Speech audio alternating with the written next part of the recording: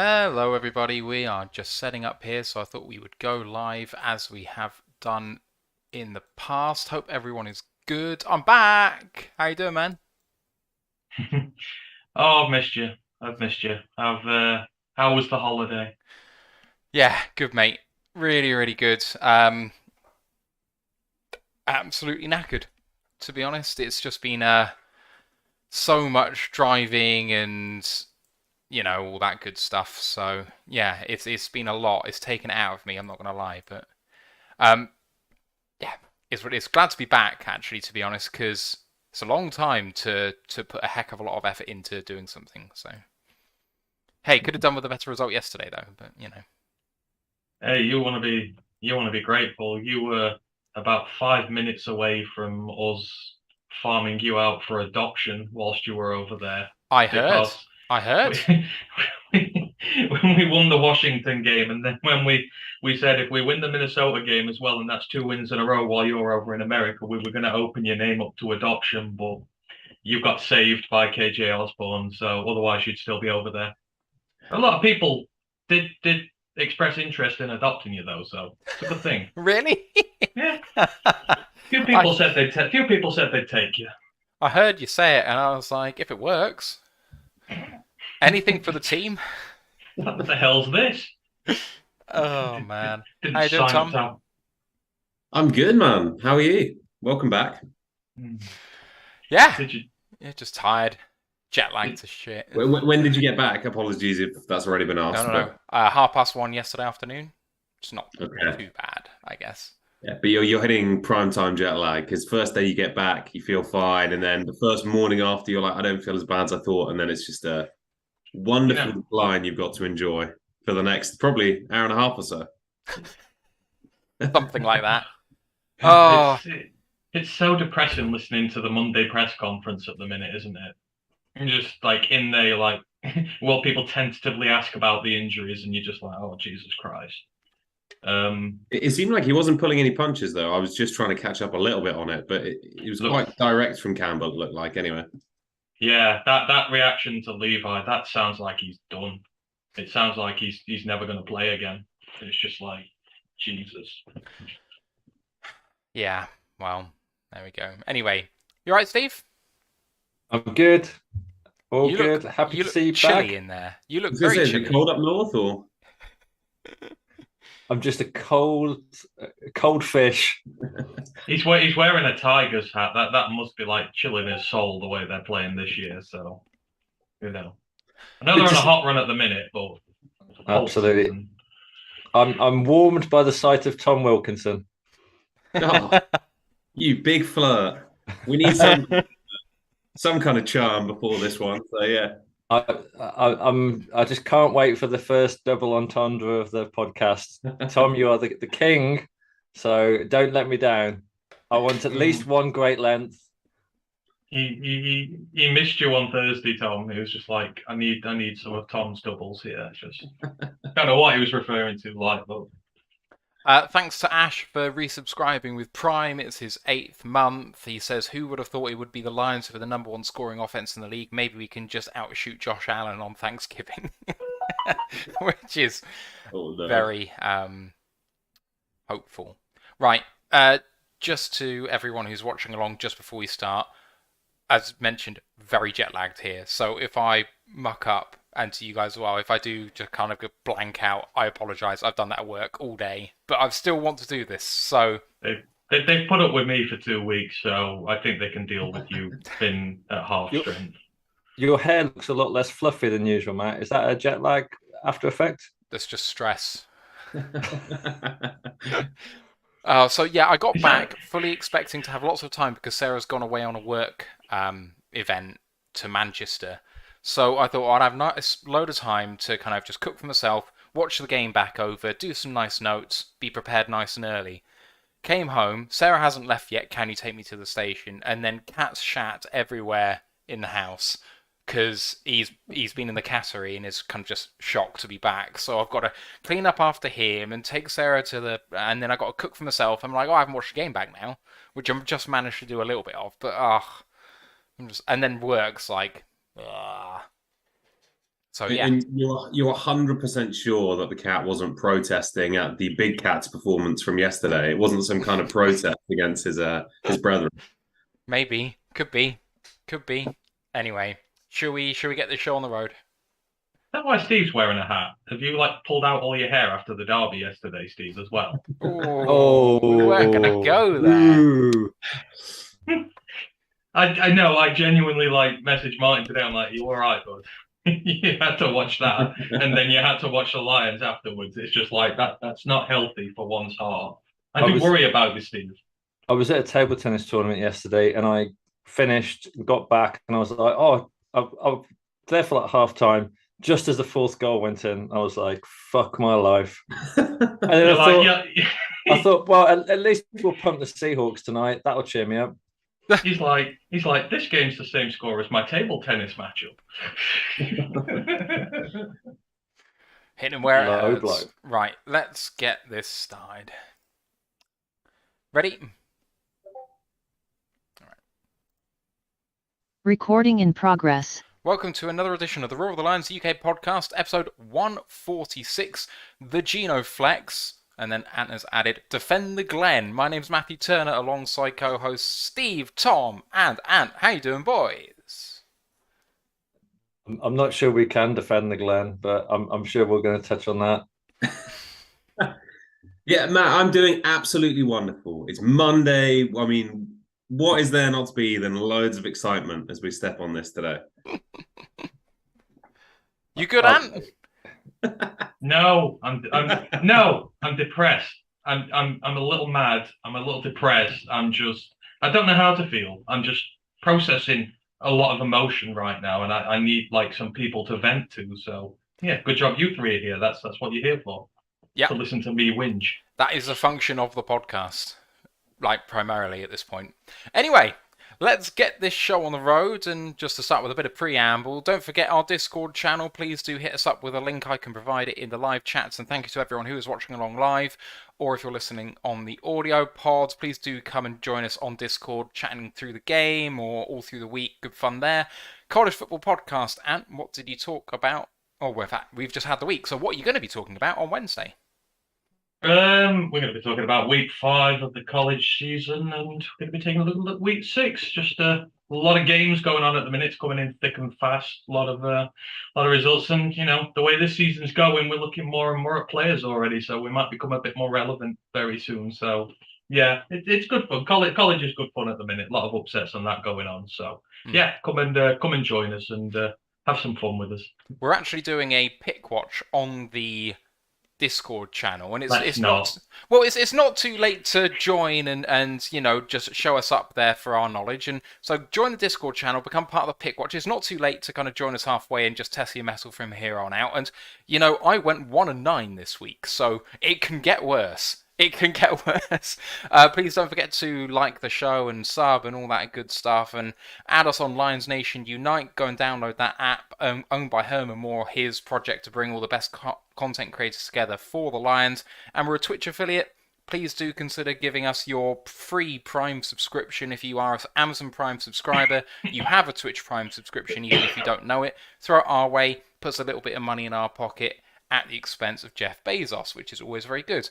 And just a little special shout out here. We've got our first message that I can remember, really, with a fan of the show, or a wife of the fan of a show, saying, and this is from Geordie Berkey, saying, my husband is a fan of your show, and it's his birthday on October the 4th, and he'd love to get a shout out from you guys. So, Craig, or if you're American, I'm sure it said Craig, but, Craig Berkey, your birthday tomorrow. If you're not watching live, you may be listening tomorrow, in which case, happy birthday today, Craig. Hope you have a great day, and thanks for listening to the show.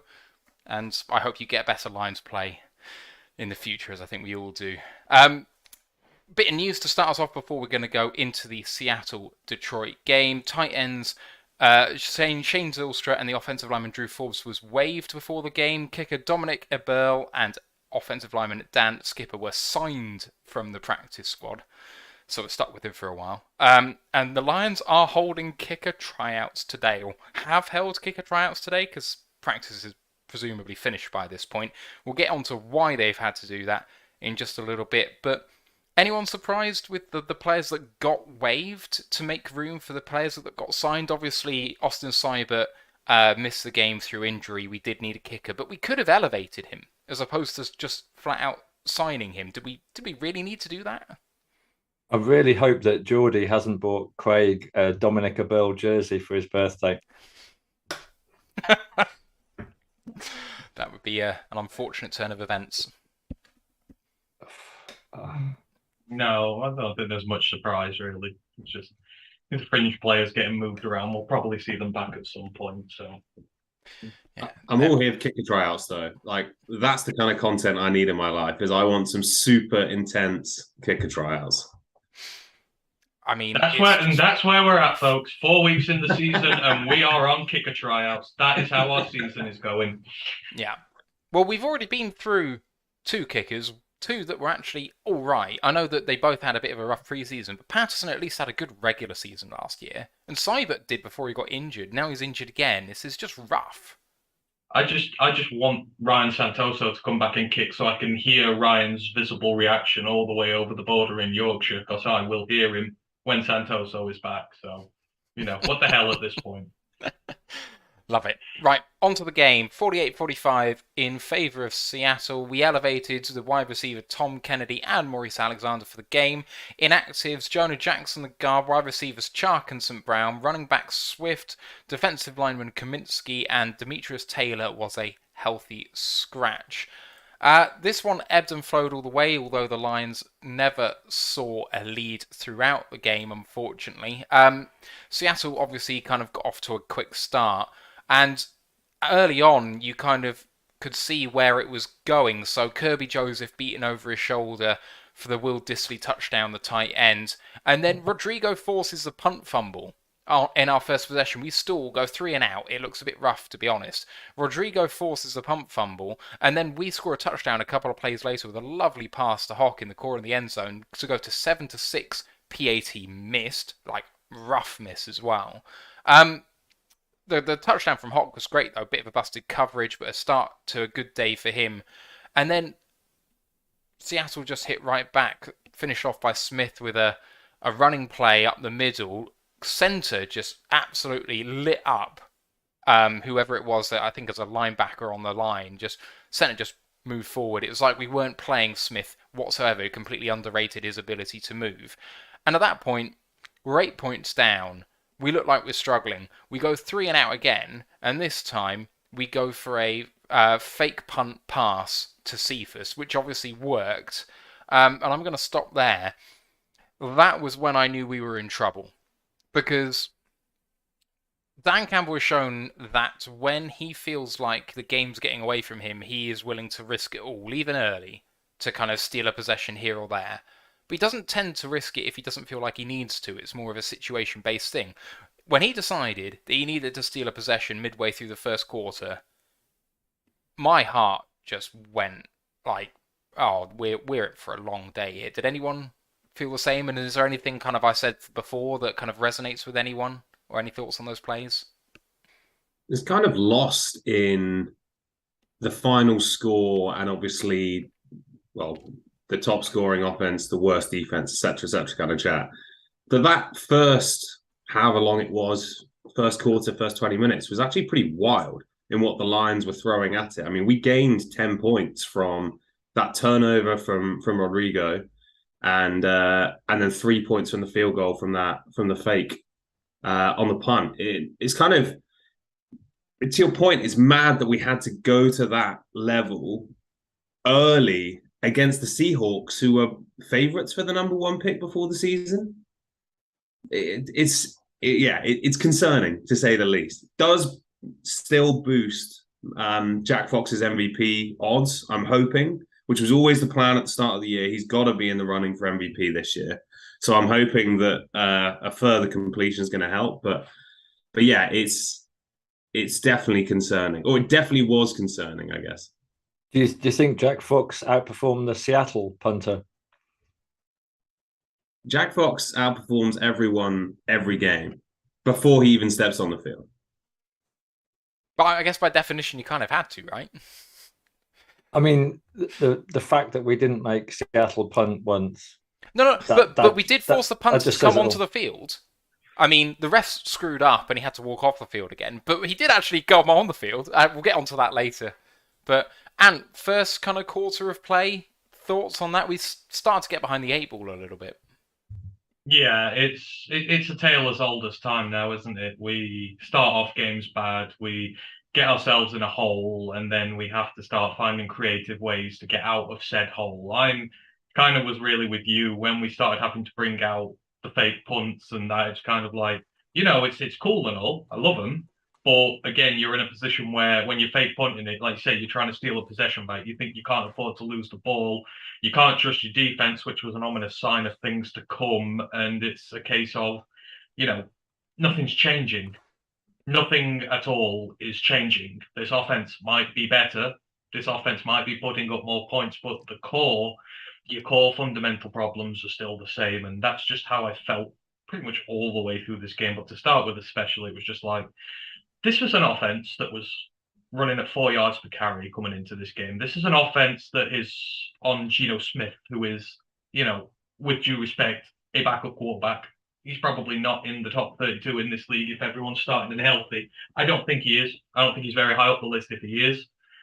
It's an offensive line that has rookies and, sort of veteran journeymen in there who struggled to start this season. It is not a good offense. And when it starts moving the ball on you with relative ease, putting up points very quickly, then the warning lights start to go off very, very fast in this one. Regardless of how you're putting up points, you're looking how your defense is doing. And yes, it looked, outside of Rodrigo, it looked bad early on, and it didn't really get a whole lot better. And there isn't going to be much to be positive about, let's be honest, during this. Individual players. Yeah, it's going to be a bit of a tough scene. However, obviously Campbell came off a pretty rough week 3. I think you've got to respect the fact that he read the room and saw what was coming, because no spoilers, but obviously we all saw what happened. The fact he did actually make the call to go for that play, obviously convert it, I think should be applauded, that he realized what was happening early in the game. Now, obviously you would like that to be then addressed, but that's really on AG to try and fix something there. But Campbell saw what was happening, stole a possession, and obviously we got points out of it. So, it was a good call at that time. Yeah, completely agree, actually. It's worrying in terms of the fact that he could see the writing on the wall early, but the fact that he saw it is definitely it's not a positive, but it's not a negative.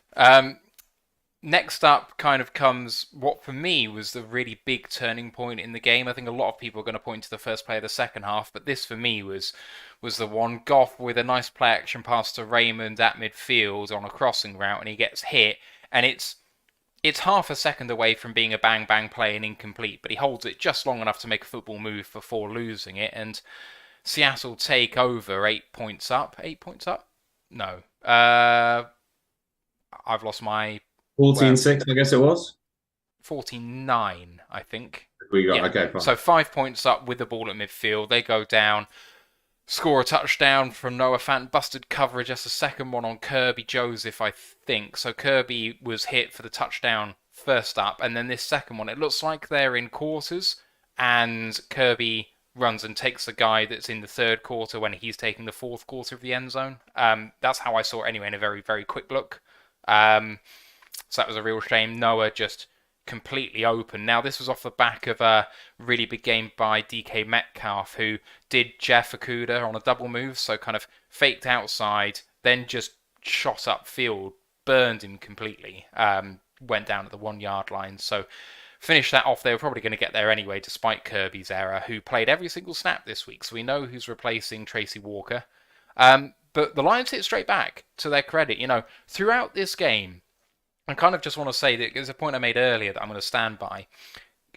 The Lions are kind of like a confidence team, basically, because Goff is a confidence quarterback. And Goff last year, if things were going against him, kind of just got worse. But throughout the season so far, when he's faced adversity, he has kept coming back. And they did in the very next possession, Williams finishing off with a rushing touchdown on 4th down, having run the play clock down to 2 seconds. So I mean, this is an interesting point to stop just to kind of end the half. How did you make the time management of that final possession? So the Lions need a touchdown with, I think we took over with 3.5 minutes left in that drive. And we kind of make a couple of plays, get it into Seattle territory comfortably, and we very leisurely kind of continue to run the clock until quite late on. But then when it comes down to third down and fourth down, we're running it down until we ensure that there is a very final play. Now, you might say, well, it doesn't give Seattle a chance to hit back. But the difference between 20 seconds and 2 seconds is pretty minimal. If you can score off 20 seconds, fair play to you. And the best teams are going to do it, but I don't think Seattle are going to be that team. And what you're ensuring is that, let's say there's a play that gets blown up for some reason or another, you're then ensuring that you have maybe one untimed play to do things, maybe, or if you false start at that point, you're really not. There are things that can happen with a little bit of time on the clock, which gives you another chance, but we didn't give ourselves another chance, if you know what I mean. Now, it works out. Jamal did manage to get in the end zone, but I found the time management a bit questionable or a bit simple. It was just, we want the final play, and it's going to be this one. And I thought that was slightly narrow-minded. It's a very minor point, but I think you should be more concerned with the fact it took us 4 attempts to run it in from the 1 yard line. I mean, that's not good. You know, we got blown up on the first 3 plays of that drive. The only reason we got down there is because it took us 4 goes to get him from the 1 yard line. Now, we know how good the Seahawks defense is in the red zone, but still, it's like, that's a different game, and something big's on the line, and that's the end of the game, not the start of it. You don't have your timeouts. If you can't convert from that situation, then that's not good. So, I'd rather have us got it in first time and given them a little bit of time afterwards, to be fair. I'd rather us be more efficient on it, because we might have gone for the field goal there or something. It was brave to go for the fourth down after you've been stuffed 3 times, but fair play they did it. But I was really concerned they couldn't get it in. My top 30 shit things that happened in this game, that one wasn't even in the top 30. fair enough. I can't remember perfectly, but I feel like watching it live, it frustrated me they weren't running behind Sewell. Now, I could be wrong on that. I just remember a couple of the plays, it felt like they ran to the left or basically... They were going to skipper. Yeah, like Sewell's burying people week in, week out, snap in, snap out, right? So it feels like if you've got a yard to go in the goal line, and then I believe on the play they did run right side. But like I say, if you've got a yard, 2 yards to go, if you need a play, I want to run behind Sewell every day of the week. I mean, I guess, is it that they don't want to run behind Evan Brown? They want to avoid the side with Evan Brown on it, and they think that Skip is just a better run blocker with Decker outside him on that side. I don't know. Potentially, but then they're probably comboing guys at that stage anyway. But yeah, like I say, I'm sure they have plenty of reasons why they didn't. That was purely like fan reaction. I just felt like I'd like to see them go behind Sewell a little more in that situation. What about Raymond's then? What goes on with that? I mean, it just doesn't feel like it's avoidable. It doesn't feel like Raymond made a particularly bad play. He looked like he'd secured possession, and it was just a good play by Seattle, right? Or am I missing something here? Got to look after the football. End of the day, any turnover is a case of you've got to look after the football better. He peanut punched it out. You've got to get the ball, get it into your body, get it tight. They're silly little mistakes that you make. And in the game, when you're in a shootout, you can't afford to make a single mistake. Seattle didn't, well, apart from the one missed field goal, but every other drive, you got points from it. Every drive you don't get a point, every time you turn the ball over, it could lose you the game. So you've got to be better, I'm afraid. Especially from one of your few senior guys who is left. If you're a wide receiver 1, 2, or 3, you don't fumble the ball. You don't drop the ball. You don't create a turnover. That's your responsibility of why you're wide receiver 1, 2, or 3. If you're wide receiver 4 or 5, you fucking hell, you do not fumble the ball because you want to get in the team. You want to be wide receiver 1, 2, or 3, and you're not going to do it from fumbling the ball. And from Raymond's point of view, his focus should have absolutely been on not making any mistakes. And look at the difference when like Tom Kennedy entered the game. And I'm just struggling to see what Raymond does here because, in terms of other than a few flashes in preseason, I can remember very little from his highlight reel. I can just remember bad things, I mean, and that's not good. it does. It's not a very good thing for him that I can't really remember him doing any kick returns whatsoever, which is why I thought he made the team. But Maurice Alexander is the one who's doing all the returning whenever he's in the game. And you know what? He actually looks quite good doing it. I mean, I don't know why we don't just sign Alexander to the team and cut Raymond, apart from the fact that money is a thing. It's depth at this point. We've got a lot of injuries, so when all you guys are fit, when Jameson's back, when Sharp's back, it may change. You never know. Yeah. All right. Moving on to the start of the second half. Obviously, the Goff pick six happens. Play one just doesn't see Tariq Woolen, who's reading Goff's eyes. He kind of locks onto his guy. And the ball, there's a real lack of zip behind that one. Now, Goff can throw with velocity. We've seen it when he locks in. He can zip it in there. But that one kind of just... it didn't do anything. It was one of the most catchable balls I've seen him throw, shall we say. It was weak. Tariq Woolen then obviously returns that for a pick six. That stretches the lead out to double digits. Jamal Williams, though, hits back in the next drive with a massive rushing touchdown, long touchdown. I can't remember how many yards it was now, but it felt like 50 or 60. And I don't think I've seen him accelerate like that before. Now, there was great blocking up front, especially by Dan Skipper sealing the outside for Williams to get through. But is it just me, or I know that at the Packers he was regarded as a good kind of do-it-all back as RB2, but I didn't realise he had that burst to him, boys.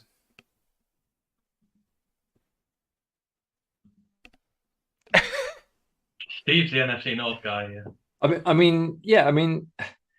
don't think he's ever going to be an Alvin Kamara. The problem with Jamal, like I love Jamal to bits. The problem is he's got terrible hands, and he repeatedly drops the ball. He drops the ball, I would say 50% of the time when it's thrown to him, and they're all like really basic drops. They're all like kind of the ball's just absolutely in his hands, and it's not a difficult catch at all. But it's like he's already looking for the gap, and he just can't catch the ball, and he keeps doing it. Having said that, I thought Jamal was awesome today, like awesome, and that angry run he did with the stiff arm, like was one of the best moments. And I just think that Jamal is like consistently done hard yards for the Lions, and he always gives it everything, and he always like drives through to the very end. So like again, in the top 30 shit things, Jamal, and like Lions fans were criticizing him on the DLP podcast, and he's got hands of stone. Well, don't fucking throw the ball to him then. Like scheme him to run, but don't scheme him to be a pass catching back. I thought that was immense, that TD, and it came at such a vital time. But I'm not hearing any Jamal slander. I'm here for you, man. I mean, so I think the thing with him is he doesn't like it when it's away from his body. Even if he's got two hands on it, it has to kind of be perfectly placed. Anything which is not exactly where he wants it is dropped. And, in this game, one catch on 3 targets, and I'm pretty sure all 3 were catchable, especially by a better receiver. So, I'm not sure if there's any cricket fans here, but he regularly drops balls that Jeff Boycott would say, my gran could catch that in her penny. Yeah, unfortunately, it disappears into the rhubarb triangle. But there we go. That's a very vague reference. Anyway, let's move it on. And so after the touchdown by Jamal that we just talked about, Rashad Penny, who up to this point had literally done nothing. Like, it feels like he tormented us all game. This is 50 seconds remaining in the third quarter. He decides he's going to come alive. Massive touchdown for him on 3rd and 16 after a clock error by the referees. So just talking about the clock error first. So 3rd and 16, there is some sort of commotion going on. Seattle was struggling to get the play off. I think they're in some sort of clock trouble. When they snap the ball, the whole right-hand side of the formation, as far as I remember, don't move. Like, no one moves. But everyone on the left-hand side of the formation is running the play, including the quarterback. And Gino throws the ball incomplete. The receiver hasn't turned around. I think it's Lockett. Hasn't even seen that the ball's coming his way. The Lions are getting off the field. They might be giving up a field goal potentially. Maybe in range, I'm not sure. But at this point, it's must get off the field to stand a chance of getting back in this game. And then the refs announced that they made some sort of clock error, that the clock wasn't running properly and they need to reset it and they're going to rerun the down. Now, not watching it back because I haven't, watching it live, it was clear to me that there was something wrong because only one half of their formation did anything. But considering the fact that the play was run, and it seemed like it was Seattle's fault that nothing was happening, it felt like a real kick in the teeth.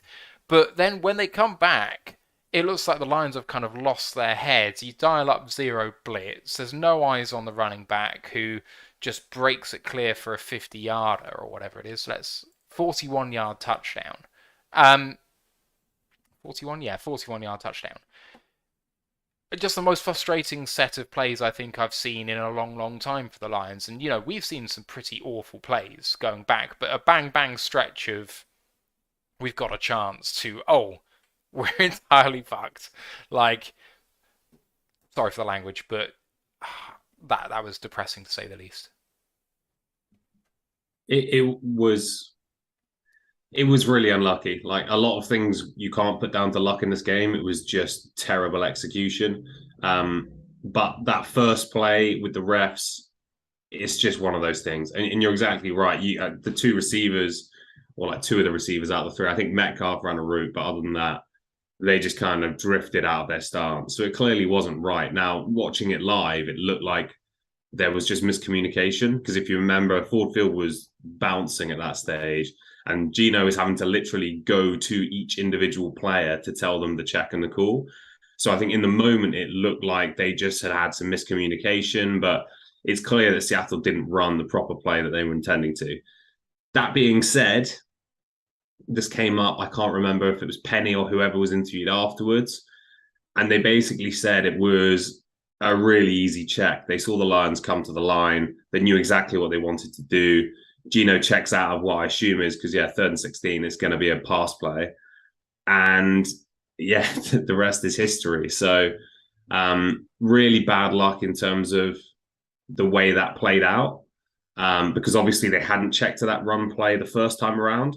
But again, just frustrating execution that a team with the lack of quality personnel, such as the Seahawks, can make an easy read and you can basically walk 40 yards to the end zone. I mean, are we not just talking about Groundhog Day here again and again and again and again? When it comes to the pinch, when you need your players to stand up and make a play, they don't. The other teams do it and ours don't. It's getting to the point now where it's just a joke. What's going on? I don't care what string of type of player you are out there, whether you're a starter, whether you're a backup, etc. You're one of the few guys lucky enough to make it up to the NFL. You're the cream of the crop here. There's something that's brought you there, and there is a reason you should be on this team. There's a reason, and you've got to make plays. You can't just allow Rashad Penny to go untouched on a 3rd and 16 and run it into the end zone from 41 yards. You just can't. That's unforgivable. It doesn't matter what the play scheme calling. You cannot allow that to happen. I think Amani wussed out of the challenge on that one as well, which is disgusting. And he shouldn't start next week for that alone. It's the same thing over and over and over and over again. And it's got to the point now where I just almost don't care because nothing's getting done about it. The offense plays so well, puts up points, and yet it makes one little mistake. One pick six here, and they can't get back into the game because they're given absolutely nothing to work with. You're coming up against one of the worst offenses you're probably going to face for the rest of the season, and they're, cutting through you like Swiss cheese. And these big plays, no one's standing up and making a play for them, not on our side.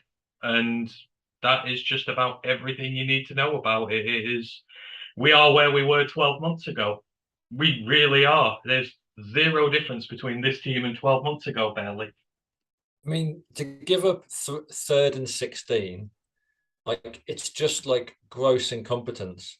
Like at 3rd and 16, you have got your foot on your opponent's throat, and to allow someone just to plow through on 3rd and 16, surely we can scheme for that. Like, surely that should be something where, we absolutely lock that kind of play down. I do not understand how that can happen and so easily. Like, So it was just so easy for them. But how does Amani not come down the hill and clean him out? He has a running start on him, and then he stops and stutter steps and just stays there dead. It's that sort of thing. That's your senior player on this team. In a defense that's got a lot of rookies in there, that's got a lot of inexperienced players, very few seasoned professionals who claim to be good in the NFL, and he bails. And it's not like he's facing Derrick Henry head on. It's not like a freight train's coming at him. He's got a piece of glass by the name of Rashard Penny who breaks very easily. This isn't like a 250-pound, 6'4" back he's got coming at him. It's one of the smallest guys going, and he bails out the challenge. That's your senior player right there. That is unforgivable. I need to go back and watch that. 36-yarder, I was wrong. So at this point, it is 31-23. So it's an 8-point game. It's a one possession game, and at the 36-yard line, it's a 53-yard attempt for a field goal to make it a 2-possession game. So I think that AG has said, I want to take them out of field goal range by getting a sack. And if they get a first down because I'm bringing the house, then so be it. It's still going to be a 2-possession game if they score. But if we can force them into a punt here, then we've got a big shout at actually tying this game up. So I think he's gone, right, this requires the kitchen sink, and the gamble fails. And if that is what's happened, I get the logic. But at the same time, I'm thinking, you need to make a defensive stop to make your defense feel better. Now, yes, it would be great if you could avoid a field goal, but a 53-yarder is no gimme. Put your players on the line to gain, and just make sure they don't convert for 4th down. And if they make it an 11-point game, you come back and score a touchdown, and it's a 3-point game. Like, just take the wins that you can have, because he didn't have many of them, if any of them, in this game. And I think maybe what he chose gave us the best ability to win the game, maybe, but it feels so much worse when he kind of stacked bad decisions on each other, especially when it was predictable. I mean, why not show zero blitz and check out of it? Like, we did none of that sort of misdirection throughout the game. When we showed blitz, we came. We never pulled out of it. And, that's great when you're the Baltimore defense. It's great when you're whoever blitzes every single play. But we don't have the men on the back end, especially dealing with people like DK Metcalf who can just win one-on-ones for fun, or Tyler Lockett, who we'll talk about in a minute, who made Amani Oruwariye look stupid. It was a miscalculation for me. I don't know if you guys buy the reasoning that I just gave, maybe, for the reason why I brought the house on that play, but it didn't work. Well, I think it's trying to be too clever. I think it's as simple as that. It's like, we're trying to stop the field goal. Well, maybe try and stop the touchdown. And I think it's just overthinking it. And it's kind of going back to the old Matt Patricia, smartest man in the room syndrome, where he has to prove all the time how clever he is. Like, do the basics. And if they kick a field goal, whatever. But do not let them score a touchdown. Yeah, live to fight another day. I mean, obviously there was a lot of talk about how much the Lions blitzed. Like, let's be clear, the front four weren't getting home, so that's why we had to blitz a lot of the time. However, to your point, you've got to keep guys guessing, and the fact that they can just walk up to the line, know exactly what we're going to do, not feel any threat that we're going to check out of it, is hyper concerning. And we just, throughout the whole day, I can't remember the numbers perfectly, but we couldn't get off the field on 3rd down. I don't know if it was 75% of the time or something like that they converted, which is, it just can't happen. And on 3rd and 16, I get the aggression, but you can only be that aggressive the whole time if you're doing things to keep the offense guessing. They weren't guessing. It looked like they had our entire playbook. So if you keep putting people up on the line and they know they're going to brush, yeah, it's going to end badly, as it did. And again, spoilers, but it wasn't the only time we saw basically the same situation play out. We didn't get off the field full stop. They every single one of their drives was successful apart from the missed field goal, which didn't get off the pitch. It's like, are you kidding? There's one, I don't know. The amount of times, and they fall for the same old stuff. How many times did we see that stupid bootleg where, Geno Smith rolls out to the right and hits a tight end who's in about 20 yards of open space? Every time.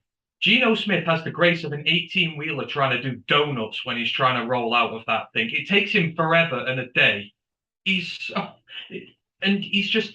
all the time in the world. You see the Lions defender notice at the last minute. He's already over where like the left tackle is. He's like, oh no, god damn it, he's rolling out to the right again for like the 5th or 6th time. And it's like, do you not see this? Do you not see these simple plays they're making against you every time? And they're big chunk plays. They're always first down plays, more than 10 yards or so, moving the chains. It just annoys me at this stage because you can see it. We could see it.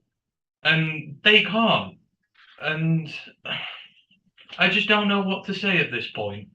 I don't know. I thought we'd invested in our defensive line. I thought the trenches are where the battles are won, and all I'm hearing is excuse after excuse after excuse. Oh, they're putting tight ends and the chip blocking our edge rushers. Oh, they're putting on running backs and they're chip blocking our edge rushers. Screw that. We've invested in them. I expect them to be better than that. And we got nothing. Not through the interior, not off the edge, not nothing. And, what have we been doing the last 2 years? Trying to invest in this line that can't get after one of the worst lines in the league. For me, it's a mixture of rookies. I'm not saying the rookies are bad, but it's a mixture of rookies who've made the same amount of starts as our guys have, and 1-year guys, not really good guys. You can't do nothing against that. What we spent the last 18 months doing. I just don't get it. I know there's injuries, but every team has injuries. You have to deal with them. There's still more than enough there to get home and make plays. And they weren't, not at any point in this game. Yeah, moving on to finish the game. After the penny touchdown, really nice drive and a great touchdown throw from Goff to Reynolds. Just in rhythm, in stride. Great coverage, but still only where the receiver can get it. Comes down with that in a contested catch situation. And then pretty much exactly the same play to TJ Hawkinson for the 2-point conversion to bring it to an 8-point game. Smith, we then blitz him on the next possession. So we we back them up somewhat, and then we blitz him on 3rd down, I think. And they got men in his face, but he seems to get a kind of throw off anyway, and you see that Tyler Lockett, the technician, has just turned Armani inside out. His liver's on show. He's been so turned, and it was awful. We had about 10 yards of separation at that point, and all Gino had to do was chuck it up because Lockett was always going to win that fight. And after that, it's done. Steve. Can I just rant for 2 minutes about defensive scheming at this point? Yeah, go on then. Right. So let's think back to Minnesota game, and let's think back to all the kind of kudos that Jeff Okudah got for holding down Justin Jefferson. And fair play, Okudah did a fantastic job with Jefferson. How did he do that job? Well, playing hard, attacking him at the line of scrimmage, and also having safety help. And he consistently had safety help, and they absolutely nullified Jefferson. What did we do against 2 wide receivers like DK Metcalf and Tyler Lockett? Neither of them are as good as Jefferson. Neither of them are top 10 wide receivers in the league. I would say they're probably, maybe Metcalf's around the 20 mark and Lockett's around the 25, 30 mark. So that they're a good pair, but they're not top 10 wide receivers. So how, and we knew that Okudah could maybe take out one, but we know that Armani got burnt time and time and time again. and the penalties last week and giving up the big chunk plays. So what did we do? We blitzed our safeties. We consistently blitzed with cornerbacks and safeties and left people one-on-one. Like, why the fuck were we doing that? Like, it's the most stupid thing to do. We would just, Campbell's always like, we put our best on their worst. Well, that's exactly what they did to us. And it was so avoidable. We did not need to blitz as much because the blitzes, as Tom said, just became really, really predictable. Everyone knew what we were doing. And because we're blitzing with, Anzalone's fucking useless. He's not going to hit the quarterback. So we've got to use our safeties and corners. But it just leaves us totally exposed. And, Jeff did his best against Metcalf. Metcalf's more physical than Jefferson. He didn't do as well at the line of scrimmage, and Metcalf got a couple on him. But Lockett against Amani, oh my God, it was just like an absolute pillaging of our secondary. And Aaron Glenn takes full blame for that. He should have known what that was going to happen, and he should have made sure that from a safety position, we were giving him all the support and we were not putting him in those positions. Lockett had so much separation, and we made Will Dissly look like fucking Travis Kelce. So this was just, for me, like one of the worst things. And the fact that we could see it, we were on our Discord group, we were in WhatsApp group, everyone could see it. What was Aaron Glenn doing? Oh. Yeah, so I think the thing about the wide receivers for Seattle in terms of it being a matchup is, okay, they're maybe not top 10 receivers, but DK Metcalf is exceptional in a couple of things, and those things make him a bit of a matchup nightmare. And Lockett has exactly the same matchup nightmare-esque element to him, where he's probably one of the best 3 route runners in the league, potentially. He's right up there. He's not exceptionally quick. He's pretty small, but he's one of the best technicians in the league. And if you think, okay, well, Jeff's physical, but he's not DK Metcalf physical, and Amani, well, he's a little bit of a technician, but compared to Lockett, he's absolutely nothing. I think we're on a bit of a hiding to nothing with this specific matchup. If you cannot get to the quarterback, your DBs are going to suffer in this game because we cannot live with them under any circumstances. I think that's how it happened. Amani, a technician. I wouldn't let him change a wheel on my bike. Well, okay. So I say a technician because I don't think he's really good at anything else, and he's certainly not fast. So I've got to call him something. I'm sorry, but you've got such a mid-quarterback throwing at them, though. It's not like these are 2 guys on the end of Russell Wilson's arm where they're going to absolutely kill you all the time. This is Geno Smith, for God's sake. But this is just one in a long line of lists of, Okay, but if I say to you, one of the quarterbacks that put us to the sword the most in recent years is Mitchell Trubisky, it's exactly the same problem. Sometimes you don't need to have a good quarterback in order to make this work, and we've tried to say this about whether Jared Goff is going to be the guy long term here. If you have a quarterback who isn't exceptional, can't make all the throws, but what he can do is get the ball on time to a place where if your wide receiver is better than the DB, they're going to win every time. Geno Smith's a guy who can operate an offense. And you're calling the Bears there's a reason receivers why he was a high draft pick. And you're calling the Bears receivers of yesteryear better than our DBs in there? He beat us with subpar wide receivers as well. Oh, where were the safe? Where were the Allen Robinson? Last year was awful. He quit on his team. He was that bad. He quit on his team. Previous to that, he was a top 5 wide receiver for the Bears. One guy. Name another. I only needed one guy. One guy's all you matters. shouldn't struggle with one guy. You do what you did to Jefferson. Cornerback, safety help. But the thing about Jefferson is that although he's a top 5, top 10 wide receiver, he's an exceptional route runner, he's very fast, DK is more physical than Justin Jefferson is.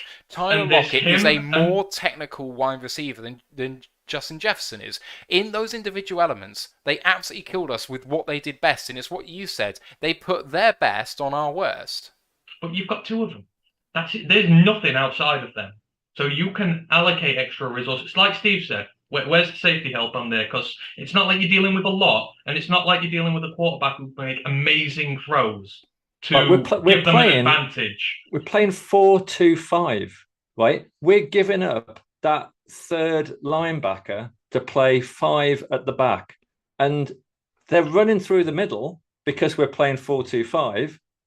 But the 5 at the back are doing absolutely nothing to protect each other. Like, it's like you can't play both schemes and still find the bad points in each one. Like, you have to do something progressive with your defensive scheming. We had the worst of both worlds. We had no one in the middle, and we had no safety help. And it's because we're trying for these blitzes all the time, and they're reading it. They can see us coming a mile off. And this was an entire game thing.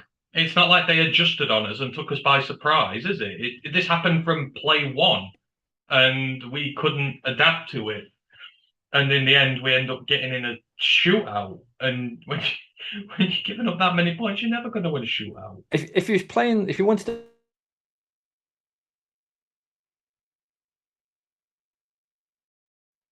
And just Amani and stuff. I mean, just throwing out ideas here, not as a defensive coordinator or an expert in the passing game, but fucking hell, I'm trying to come up with some ideas here. Where was Aaron Glenn? What was he doing? Oh, let's dial up another blitz. Yeah, let's blitz again. Oh, madness. It's really hard without because I haven't rewatched it, and also had obviously the All-22 isn't out. Now, Deshaun Elliott seemed like he was around the ball making tackles throughout the day.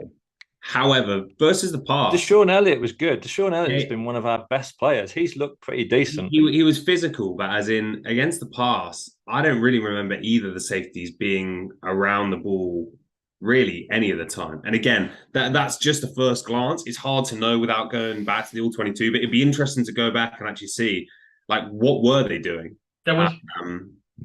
But yeah.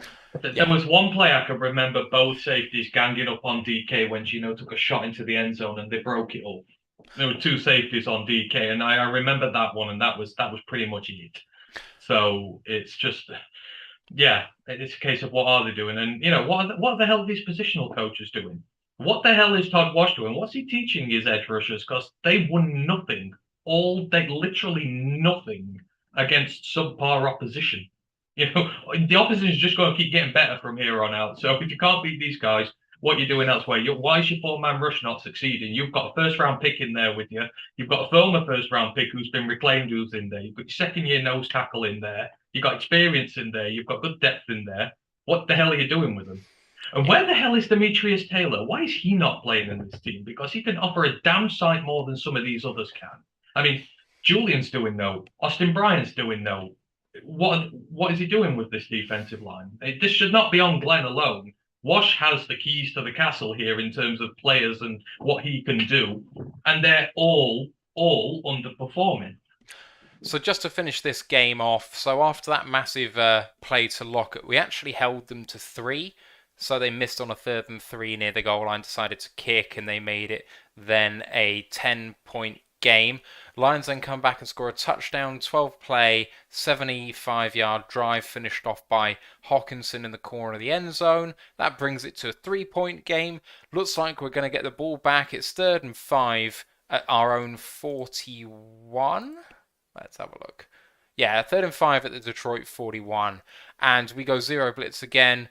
If I've read this right, so the match is 0 blitz, but really the man-to-man assignment for Rashard Penny should be Deshaun Elliott, who just goes the wrong way. Like, he attacks the right-hand side of the line when Penny's running left, and he just can't catch up, and Penny goes for a 41-yard touchdown to kill the game.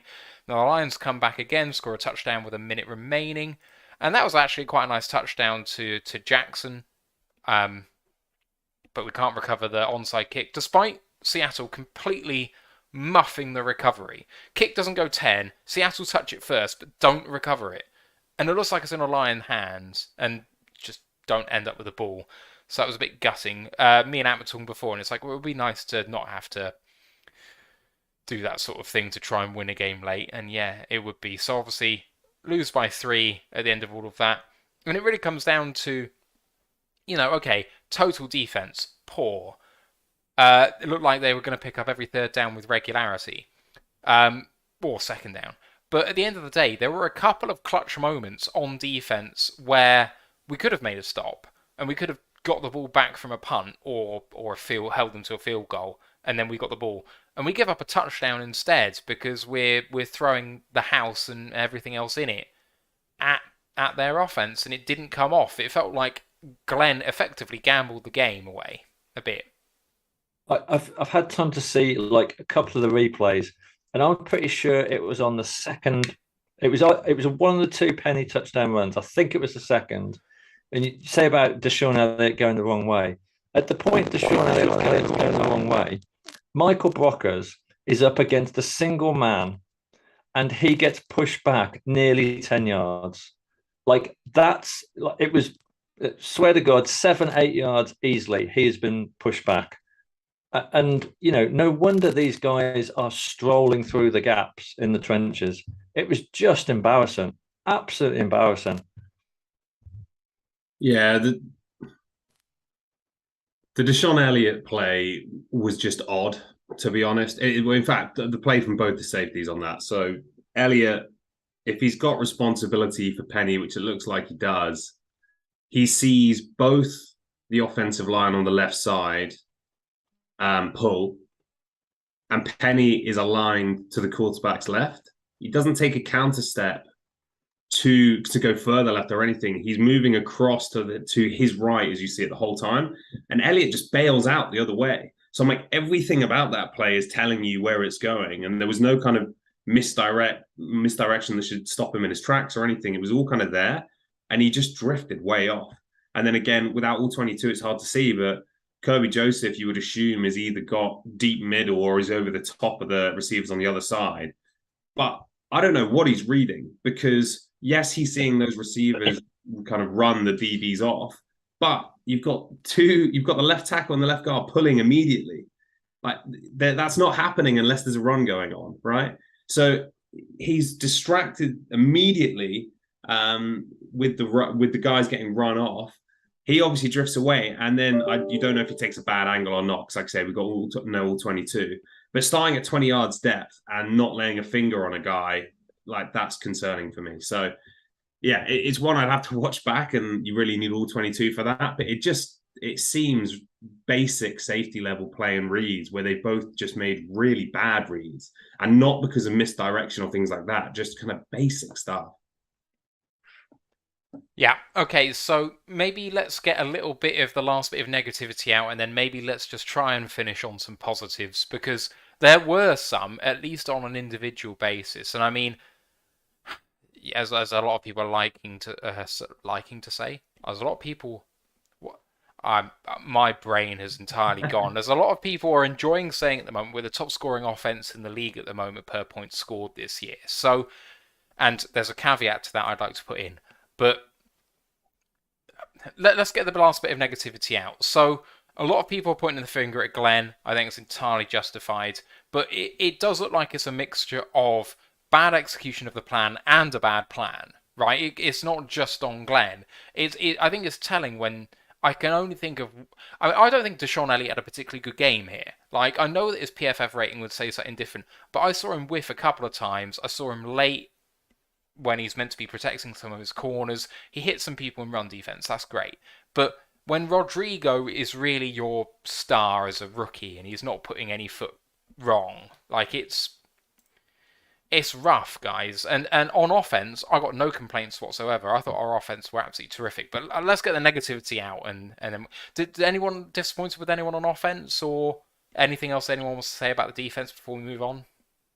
I'll get my negativity out before we do. I just want to say I did not enjoy this game one bit. People say, "Oh, it's a 100-point thriller." You're getting up there. There's 1,000 yards of offense and whatnot in here, that and the other. But this is a game we've seen too many times now, and we get into a hole early. Maybe make some silly mistakes. We get a score or two behind, and you spend the rest of the game chasing tails, chasing shadows. You still put up points, but you can't stop the drives. You're giving up points again.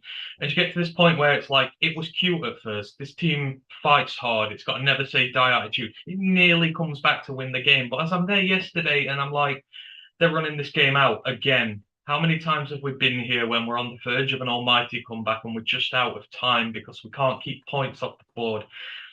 You know what they say about this, when you hear and see the same thing again and again and again, it's insanity, because that's what it is.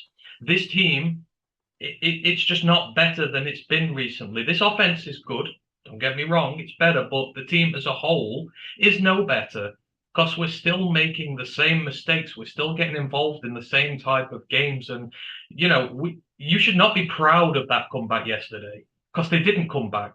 They lost again with a better offense, and they still could not do it. This defense is awful, and it is going to carry us to a top draft pick, and if we're not very careful. And I just, the defense just baffles me. Everything about it, the development of players, some of the players are developing really well, but you've got communication issues, you've got scheme issues, you've got all these sorts of issues. You're giving up so many points, and there's nothing you can do about it. And like I say, we've watched too many of these games where we valiantly fight back and just fall at the hurdle. That is not a progressing team. That is a team that's stuck in the same rut as it was before. And as good as the offense has been, if you're going to get games like this where you are going to go into high-scoring games, your offense has to be flawless. We gave up the peanut punch to fumble. We gave up the pick six. That could potentially have cost us the game. I know this is all on the defense, and we really shouldn't be blaming the offense, but we need to win games this year. We need to show that we're for real and we can beat these teams this year. And the offense, it made some bad plays at bad times. The Seahawks offense didn't. And I would argue that our offense is better than theirs. So why is ours making mistakes? Why is theirs not? It's a case of, I don't know. I just don't get excited by these results anymore. For me, this just shows the team is not progressing. We're scoring more points. We've got injuries on offense. We're still putting up there, but they're making mistakes, which are costing us games, both sides of the ball. And I'm just struggling to see a way forward at this moment in time until we start getting people back from injuries and we start cutting out all the rubbish, all the holding calls, the penalties yesterday. Again, the offense was penalized to hell. And, we kind of seem to have gone over that as well. Just critical penalties at bad times when you can't afford it. If you're going to be a bad injured team, at least be disciplined. At least get the technique, at least get, I hate using the word fundamentals because Patricia uses it, but get the damn fundamentals right. And this team is not doing it. So I'm sorry, but that valiant performance counts nothing at all for me yesterday. This team has a lot to answer for, still on both sides of the ball. And I'm just frustrated because I allowed myself to believe that this team could do something this year. I allowed myself to believe that it could possibly be at least slightly threaten a wild card position this year. Well, we can throw that right away now. We really can. And I'm just frustrated as all hell with this team. I want to love it. I want to love the offense. I want to love the never say I die attitude. I want to love the fight it brings out. But you just see all this rubbish with the defense and that, and it makes it very difficult. You see the same old story playing out in front of your eyes. It makes it very difficult, and I'm done. Any venting you guys want to get done? Not massively. It's last week, and I can't remember what we were talking on. It may have been the Discord, and you were saying, I think we need to start worrying about AG. And I was there saying, I actually don't think we do. Like, we had a few new guys come in, and it was more like the odd plays here and there.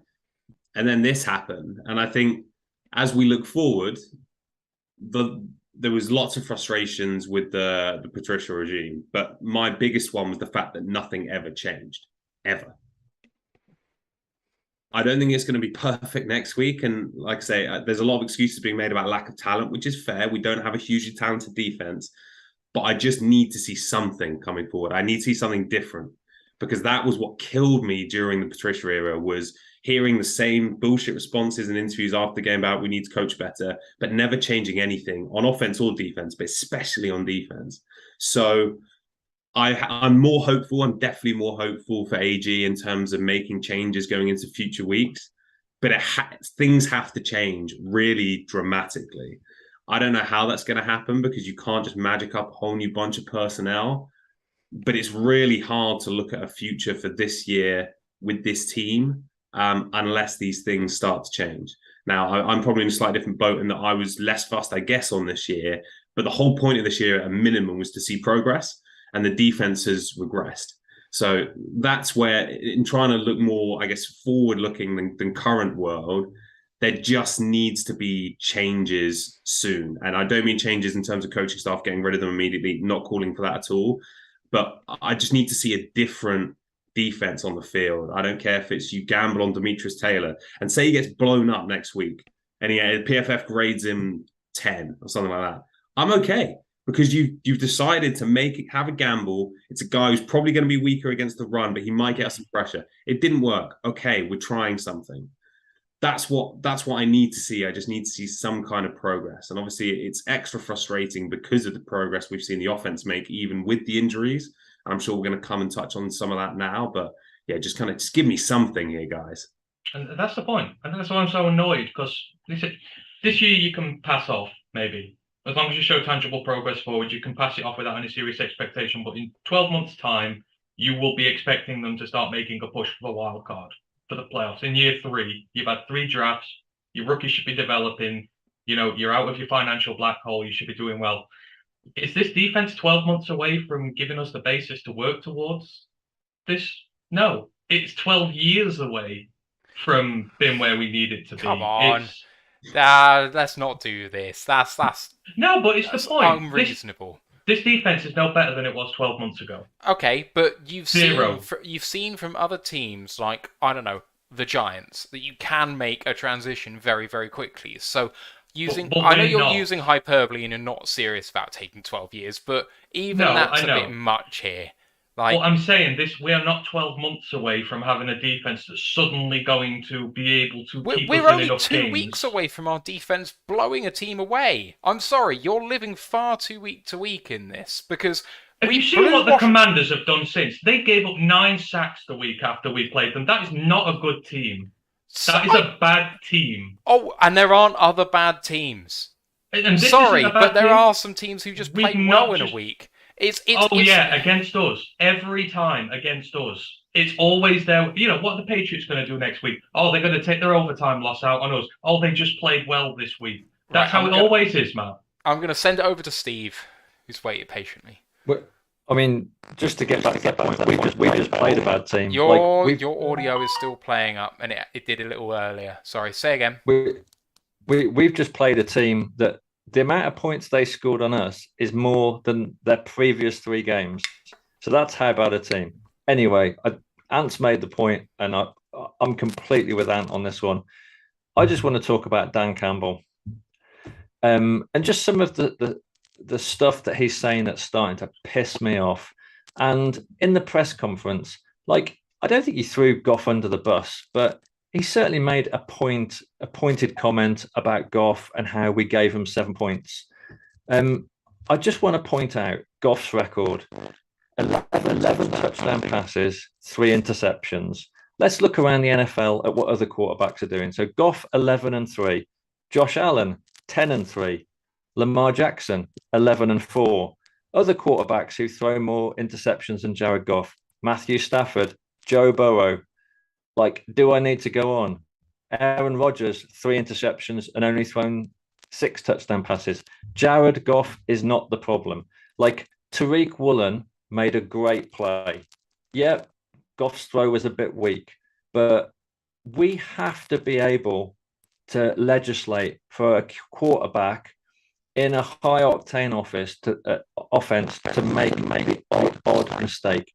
Quarterbacks all throughout the league are making mistakes. The stats do not back up that Goff is the outlier here, okay? And if we're letting Seattle convert on 9 out of 12 third downs and their punter not take the field for the entire game, the problem is not Jared Goff. The problem is our god-awful defense. And for Campbell to say that, and Campbell said, that onside kick, if we'd have got that, it'd be a different story. We shouldn't be relying on onside kicks. We should not be relying on a quarterback having a flawless game. We have to have a margin for error, and we cannot if the defense are getting humped up and down the field in individual battles, are getting the guts ripped out of them schematically, are making bang average players out to be absolute stars. And the fact that Geno Smith isn't even a top 32 quarterback, and we've just allowed him just to, absolutely dominate us. Not just with his arm, but running as well. I mean, I just think Campbell needs to take a real long look. And he said, "Oh, we're going to do a deep dive." Well, the time to do a deep dive, son, was in the preseason and in training camp, not in week 4. Like, absolutely, like these are crap excuses. He needs to get a grip on the defense and do something. And he shouldn't be looking anywhere else. Right. I'm going to call a halt to the negativity now at this point because I think we could go on for some time. And yeah, it's rough. Let's talk about. Do you think a bit? I'm unfair, Matt. Do you think that's unfair? No, absolutely not. I think that the excuses are weak. Actually, the excuse. Okay, a little bit more negativity before we move on to positives. The thing I hate the most isn't really talking about the onside kick, because that's just him making a comment about the game. It's not really an endemic thing about Dan, it's just a comment about the game. I don't mind the comment about Goff, because it is a facet of the game which contributed to the loss. Is it the main one? No, it isn't. Should it be ignored by Dan in the press conference? Probably not, but maybe it shouldn't have been as big of a thing as he kind of has pointed out. I haven't listened to it, but from what you said, it seems like it was a point made by him. What I really don't like is indicating that there's a lack of talent in this team. I don't believe that. Like, I know what we've said throughout all of this maybe doesn't agree with my position on this, but if I have a look at the defensive personnel now and 12 months ago, it's better. Like, it's a lot better. The execution and the scheme is worse. Like, it's not a problem of personnel. And to say these guys are shit is not what we did last year. For the guys last year, we said they're trying hard and you know what, they're giving everything they can. And to indicate that now somehow, they're just not good enough and we've got a problem with talent, that is really worrying to me, because you know what? This defense should just be performing much, much better. And I think that's down to what's happening on the training field. And so I'm blaming the coaches. And I'm blaming the coaches not for what's happening in the game, but for what's happening in the week. We were not prepared for this game. We were totally outcoached, and that happened before the first snap. But 12 months later, they're still trying hard. They're still working their little socks off, and they're still not doing well. This is exactly the same problem we had 12 months ago. You telling me those safeties are playing better than they were 12 months ago. You're telling me the corners are playing better than Jeff is. Jeff's back from injury. Jeff's playing well, but the rest of the corners, are they playing better than they were 12 months ago? The defensive line. We're getting more hurries, but we ain't getting really much more production out of them. Certainly. So production is an interesting thing, and I think this is where PFF stats actually are useful for this sort of thing. For me, I think that the following players are playing better on defense than they did last year. Aleem McNeil, Deshaun Elliott as safety 2. Charles Harris, I think, is actually playing better than last year because I think his run defense is better than it has been. He's not getting the sacks, but I actually have liked what I've seen from him so far this year. I think Hutchinson is better than what we've had at that position. Yeah, he's not getting the production that we hoped he would for the second overall pick. It's still an improvement on what we had last year from that position. Malcolm Rodriguez is a massive improvement on what we had last year in that position. Jeff Okudah is playing much better than he has done. I mean, well, it can't be any worse because he wasn't on the field. Brockers is playing better than being absolutely fucking atrocious, but it's still bad. Barnes is playing better than last year. He was a liability in coverage, but he is doing better than he was. Will Harris is slightly better than he was last year. Aleem McNeil is actually not missing tackles at this point and is getting a little bit of push up front. Now it's not getting the production that we need. Chris Board is an improvement on the linebacker that we had last year in that position. Mike Hughes is maybe about equal with where we were. But you know what? It all comes down to this point when it comes to the defense. On your offense, you only need one guy to beat one guy and your quarterback to hit that guy and you win. Doesn't matter what the other guys are doing.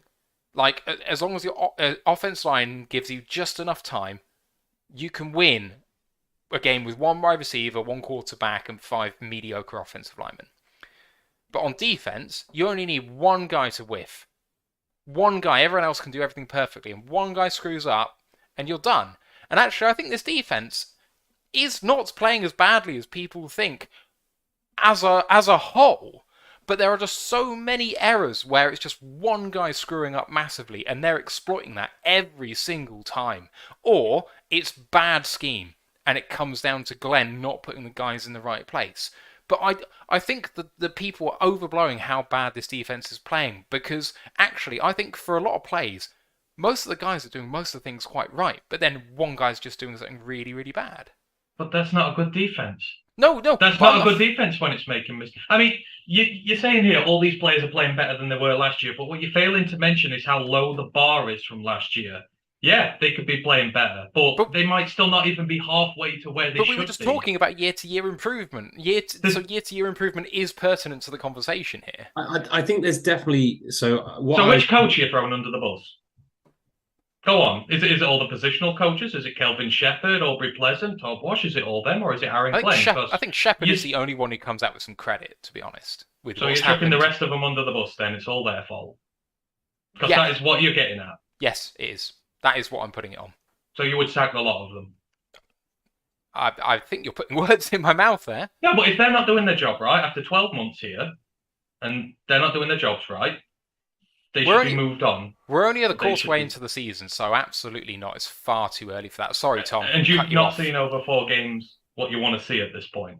You're seeing the same thing week after week after week. Do you want to keep waiting another? And this is where it's confusing, and I'm struggling a bit. Is last year, for all the negatives, I think one of our biggest positives was it was a defense with very low talent to start with, besieged with injuries, especially on the back end. And we'd kind of go next man up. You bring in guys like Jerry Jacobs, who is he? And the coaching staff would manage to get something better than they should have out of those players. And what's odd, I think, going into this year is it seems to have reversed. I think you're right in that some of the individuals, I don't see, obviously Amani, but I don't see guys having taken massive individual steps back. And yet we're getting blown out. And actually it's now we are dealing with injuries, but we're not putting ourselves in positions to win. So there's definitely an execution thing individually, but it's surprising with, if we take Aubrey Pleasant, for example, a guy who I think got interviewed for DC roles, or have I made that up in the offseason? I can't remember. Vikings. Yeah. So as in a guy who, like, his star shone so brightly, especially on the back half of last year, to see us kind of trend this way, I find it slightly confusing. And the bit I was grappling with earlier today is PFF grades. And again, for the 150th time, don't rely purely on PFF grades. But we had the same amount of positive guys graded on defense as we did offense yesterday. So I'm like, how does that work? You're almost telling me that someone who's watching every individual on every snap is telling me that individually they're doing okay, and we're giving up 48 points. Yeah. So like, it's not about this. This is a really bad week, a really, really bad week. I'm definitely not saying fire everyone at all, but this is where, to me, it comes back to I need to see change, because it's such an odd regression from seemingly the coaching staff when you can't point to individual players really, for me, other than say Amani, who have taken big steps back. There aren't really those guys, so why are we getting blown out? And I don't think we can make that statement based even just off this one game. And obviously there's been a couple of them too. Like we've seen signs of it through the first 4 weeks throughout. It's not just this game. But it's hard to make really clear statements and judgments on it, because it's just confusing, if that makes sense. Yeah. There's no clear answer to me watching it as to what it is. Right. I'm going to give Steve just an opportunity to say anything he wants to say off the back of this, and then I'm ending the negativity, because we need to end on some positives. Otherwise, this is getting too toxic, I think.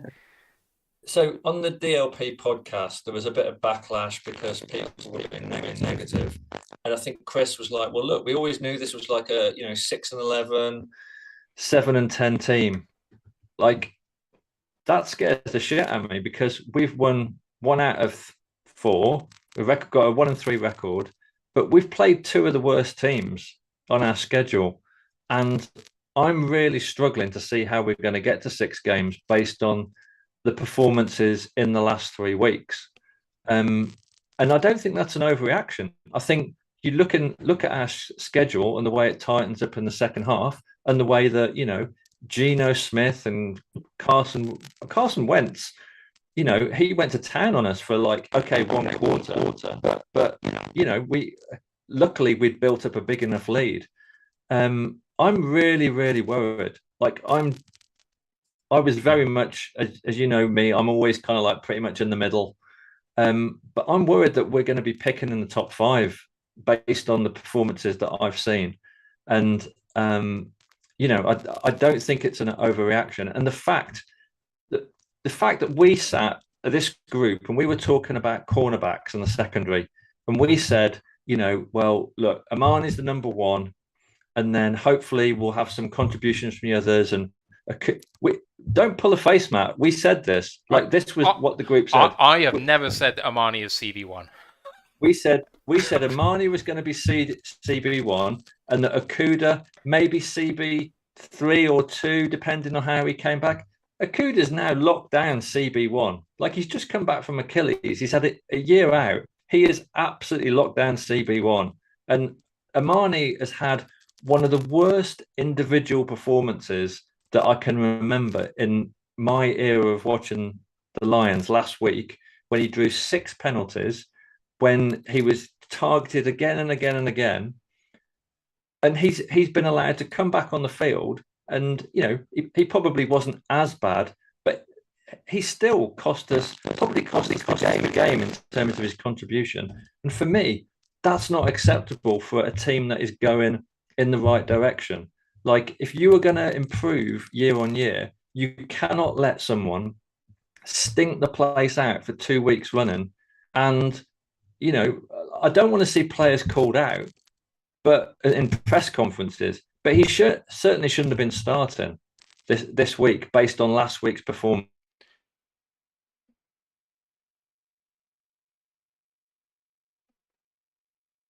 Next week against Patriots, I think, and to me that's worrying in terms of the culture of the team, because if you consistently have mistakes, and I mean absolutely, like 6 penalties is unacceptable. Like for players that aren't a rookie, that have been through a training camp, that's really, really worrying in the culture of this team. And that is the same old Lion stuff that people are starting to talk about.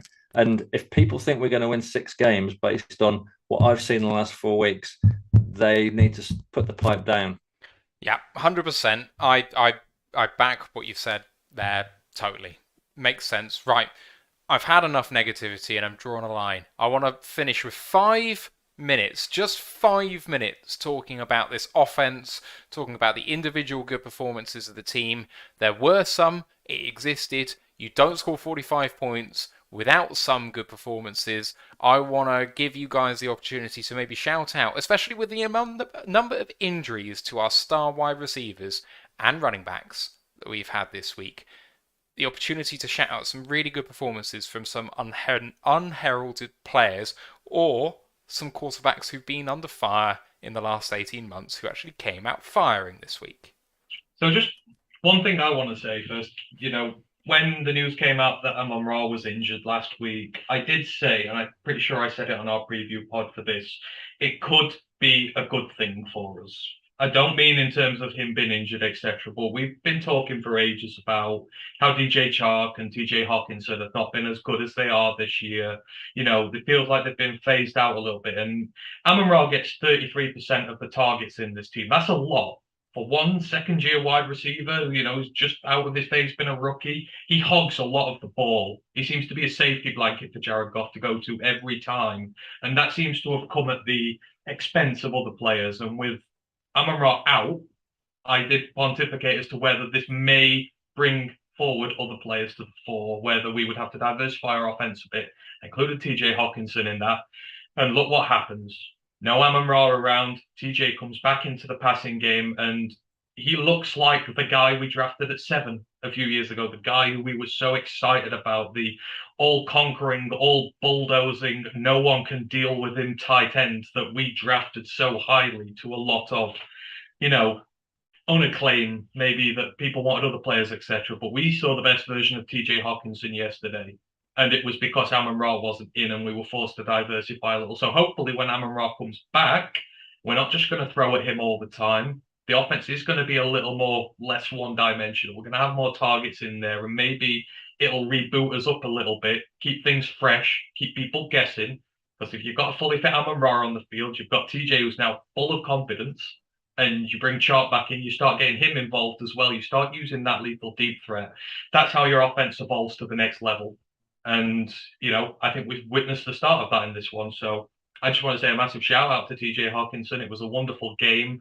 And like I say, just maybe that's the one crumb of comfort we can take from Amon-Ra's injury, that when he comes back, this offense will be a lot more better for it. So well done, TJ. I think it helped across the board from an evaluation standpoint, really, because like as a fan, it was nice to see TJ put it together. We definitely need to see it more when Amon-Ra is back as well. There's no reason he can't. He's not going to put up almost 200 yards every week, but franchise record, by the way, for a tight end in the game. Just saying, yeah. Yeah, and sorry, don't go. But yeah, as in, so we need to see it more, but that was really positive. Like Josh Reynolds, I think Josh Reynolds has probably catched a few strays on this podcast because he's definitely not glamorous, let's say. And ultimately, he's filling a role that we want Jameson Williams to be filling as soon as possible, really, as that kind of third receiver with Amon-Ra and Chark, probably. However, did a fantastic job. Obviously stepped up, became that safety blanket for Goff when obviously he didn't have Amon-Ra, so that was great. On the flip side, and obviously we're not going to talk negativity, but I think it was telling about Khalif Raymond too, and we maybe haven't seen that much of him in general last year and this year, other than hearing really more training camp buzz. And he had a chance to step up, and not just with the fundle, but he didn't really do anything. So I think it definitely gave other opportunities across the board, and probably helped from a bit of an evaluation standpoint, see actually where do each of these guys sit and what can they offer when we're back at full strength. Steve? First of all, I think a couple of weeks ago on this pod, one of the listeners asked us on the chat about early trade. Who would we trade if we thought we could get some value if the team was going to have a shitty year? And I think I said TJ Hawkinson. Sorry, Hawk. I'm absolutely eating my words. If Hawkinson can play like that, he was absolutely rampant. Like not just a touchdown run, but he was just getting open. He was breaking tackles. He looked a beast, and that's exactly what we want. Completely echo Tom on Josh Reynolds. He had a great game, and again, not maybe the most eye-catching player, but damn solid. Tom Kennedy, like you would have thought after getting cut after his preseason heroics that would have been a real kick in the nuts for him, and you could imagine him coming back like lacking confidence.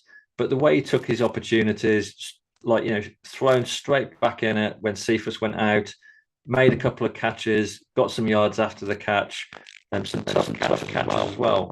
Absolutely brilliant.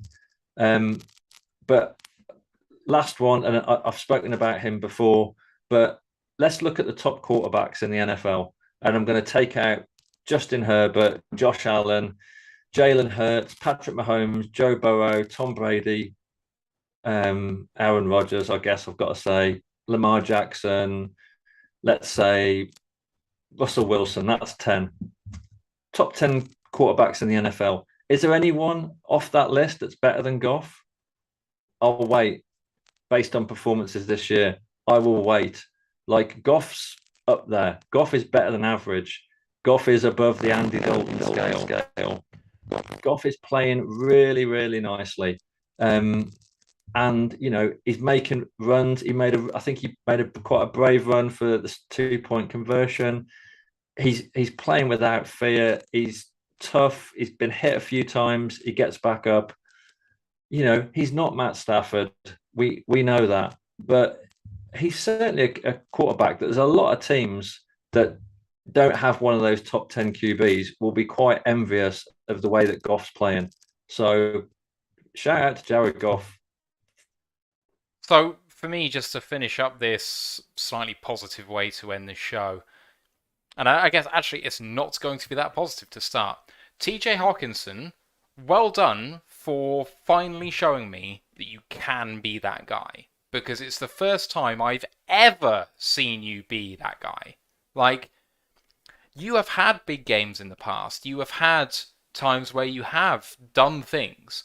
But I've never seen you fight through contact to make plays. I've never seen you get significant yak. Like, it was something that I've never seen from him before, and it's something that we should have accepted as a bare fucking minimum in his Lions career. And the fact that he's doing it now, in a time where he needs a contract, I think is fucking convenient. He needs to show this game again and again and again through the season before I pay him. And well done to you for actually doing it, because that 81-yard run was excellent.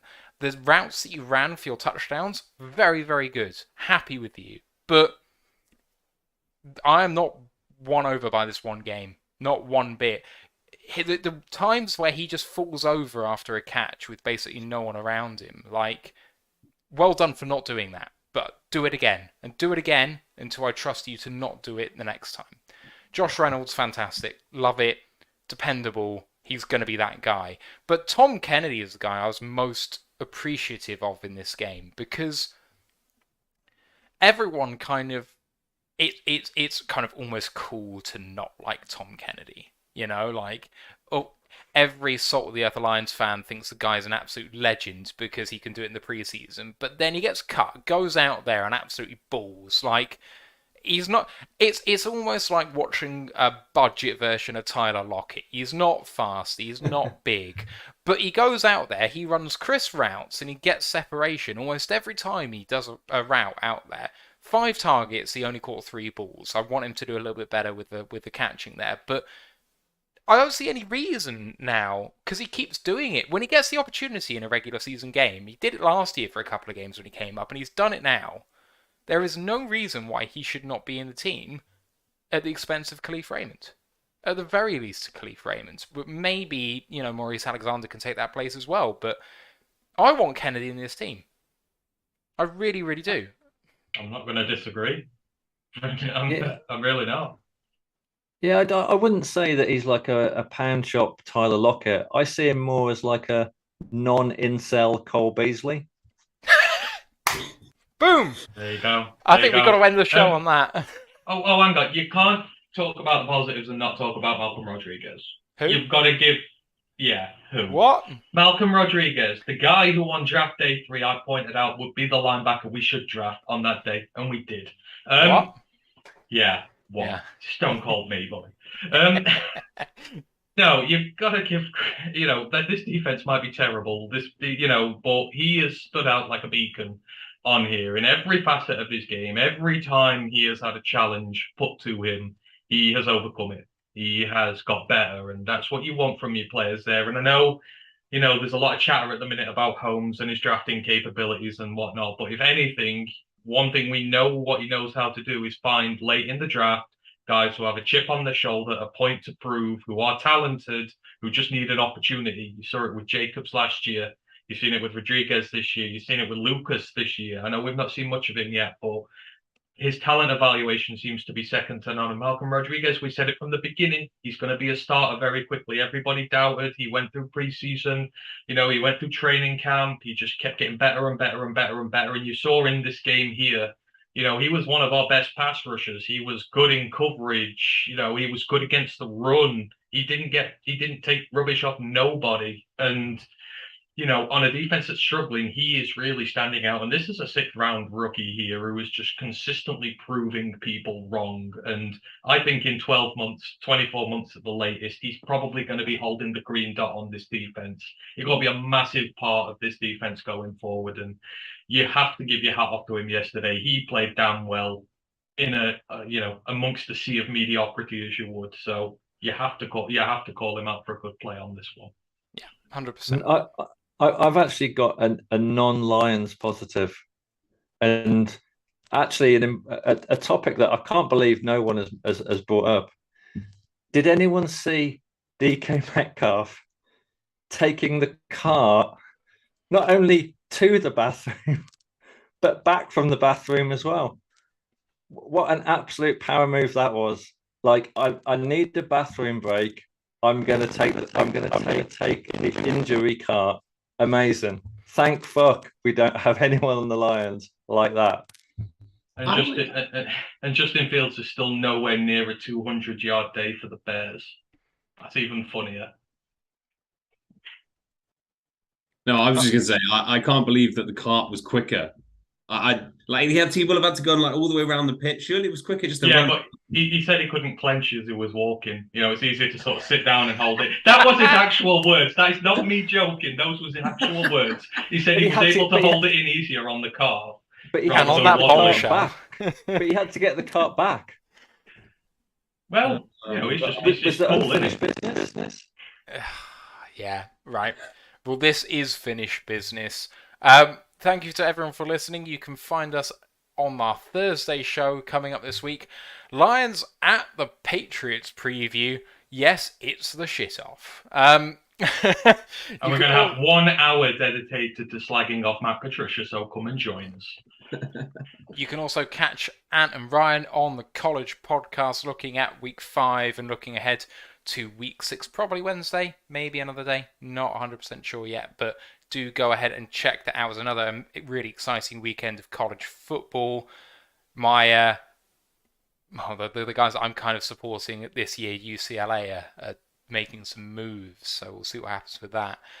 Anyway, you can find us on our socials on Royal the Lions UK on YouTube, Twitch, Facebook, Instagram, and Twitter. The group on Facebook is called Detroit Lions Fans UK 1 Pride Worldwide, and Ash putting in the work for us on the website, royalthelionsuk.com, doing us our game previews. Do go and check them out when they drop, normally on a Friday, sometimes on a Thursday. Otherwise, please do subscribe and rate us 5 stars on your podcast provider and hit up YouTube. Leave comments below on what you think about what we've said or about the Lions. I'm sure you guys have some views on Aaron Glenn or Malcolm Rodriguez or Tom Kennedy. I'm sure you do. Guys, it's been great to be back. I know it's not in the best of circumstances, but I've really enjoyed talking ball with you all. And thank you to everyone for listening, whether it's on Discord or on YouTube or on the audio pod. I'm going to see you on Wednesday for the college show, Thursday for the Pats show. The only way is up. Let's go, Lions. One pride. Should have called this episode Genocide. Recording stopped. We'll make it, yeah. We'll make Gino jokes for the titles for these ones. I just need to pop off for 2 secs. We're still live. Do you guys still want to chat for 2 secs while you're still on, or what do you want to do? Yeah. I've not moaned in a while, so yeah, let's moan again. I've only got 30% of the negativity out on this podcast. I've still got another 70 to go. Right, I'll see you in a couple of minutes then.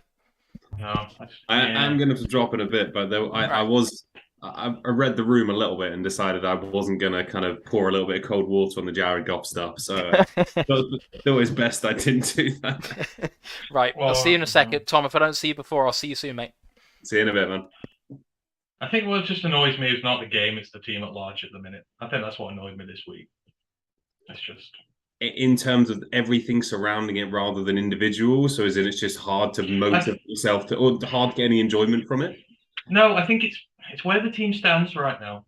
I don't see the overall team progression here. Like I say, we're losing the same type of games we lost last year. The only difference is we're scoring more points. But, you know, we can score 40 points a game all for the rest of the season and we could still lose out. And it's kind of, when you get to the end of the season, what would you take away from the season? The offense will be different next year. You change through personnel. It's not guaranteed to be the same again. Whereas, you know, you've got to fix your defense. And I just worry about the timeline because in year 3, people are really going to start expecting things.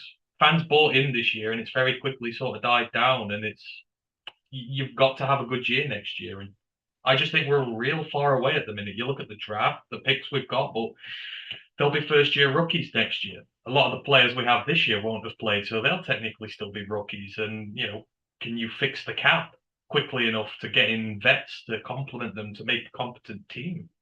I just worry about it. Yeah, you'd have to. We didn't talk about front office or Brad Holmes or anything, but you'd have to think. And I know we have been hamstrung slightly the last couple of free agency periods, and they clearly haven't wanted to spend that much money, which I was on board with. But the defense does need an influx of talent, and it all can't come from the draft. I mean, case in point, you've got the number 2 overall pick, and then a second rounder, and then a third rounder, obviously, and the other guys. Obviously, Malcolm, amazing, he's done this, but he shouldn't be contributing anything. He's a 6th rounder. He should be with James Houston, and he should be on the practice squad or doing a little bit of special teams or things like that. So it's hard to see how we're going to really take that step up talent wise unless we start seeing unless we see guys start developing further, and that's really on the coaches themselves too. But obviously, like the coaches taking them forward, a lot of it's getting healthy too, right? Like the interior, if you're going to spend a second on Levi, a second on Pascal, and you're getting no reps out of them, that's a pretty shit place to be.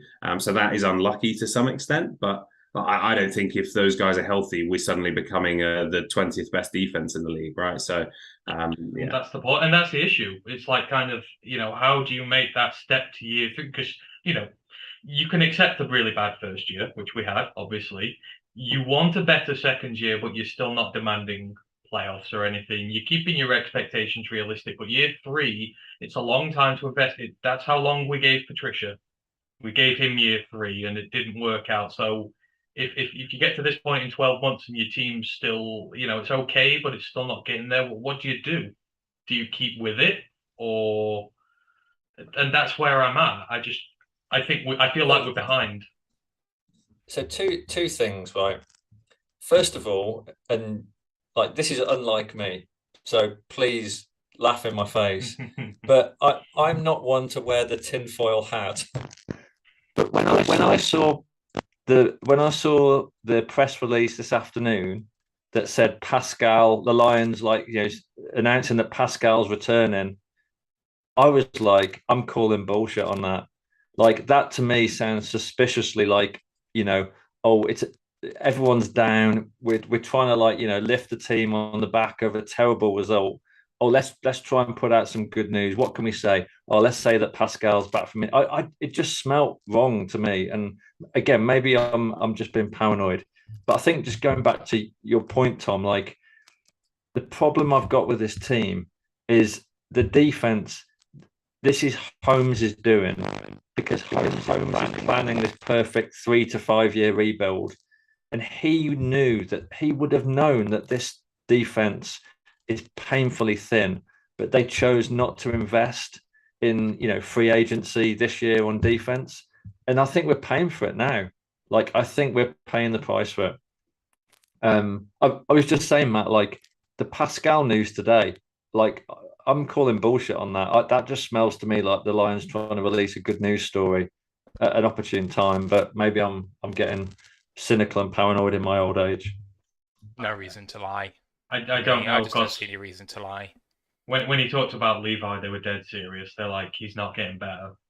So I kind of feel like if they're talking good about Pascal, they're definitely telling the truth about Levi. So you kind of figure they will do the same for Pascal as well. But I mean, I don't know. I feel like we'll never see Levi again. Do you sense frustration with? So obviously, Tyrell Crosby came out with a few tweets this week, giving more detail on his side of the story with the Lions, which we've touched on in previous episodes. Do you sense there is frustration from Campbell, not around the situation, but about the individual with Levi? I'm only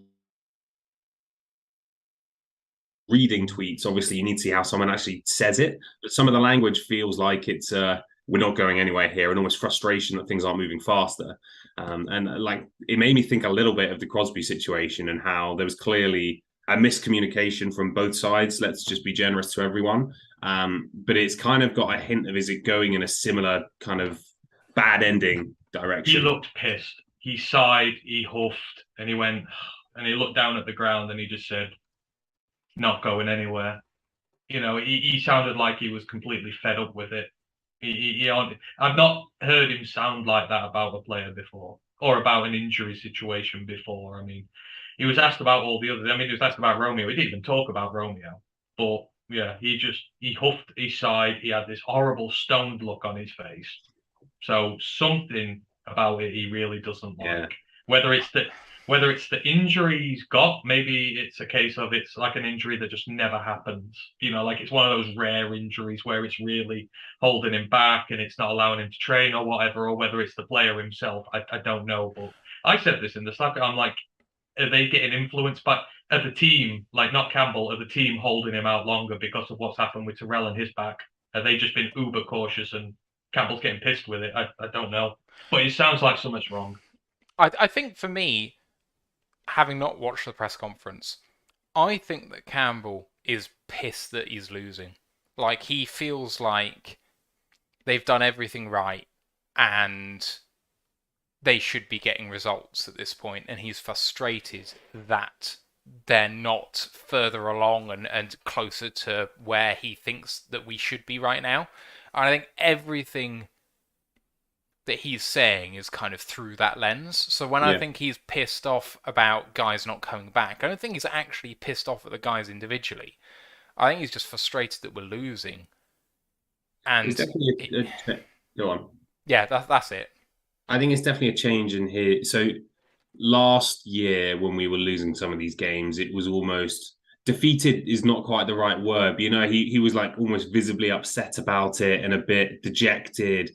And you can tell this time it's definitely more on the kind of anger, frustration side, rather than a kind of we're a gritty team and we keep trying and we're just not quite there. It's definitely more we should be doing more here and we're not, with the exception of last week where he obviously took responsibility for it. But yeah, there's clear frustration yesterday after the game and this morning as well in terms of like visibly. I haven't seen this morning's one yet, but just the language being used.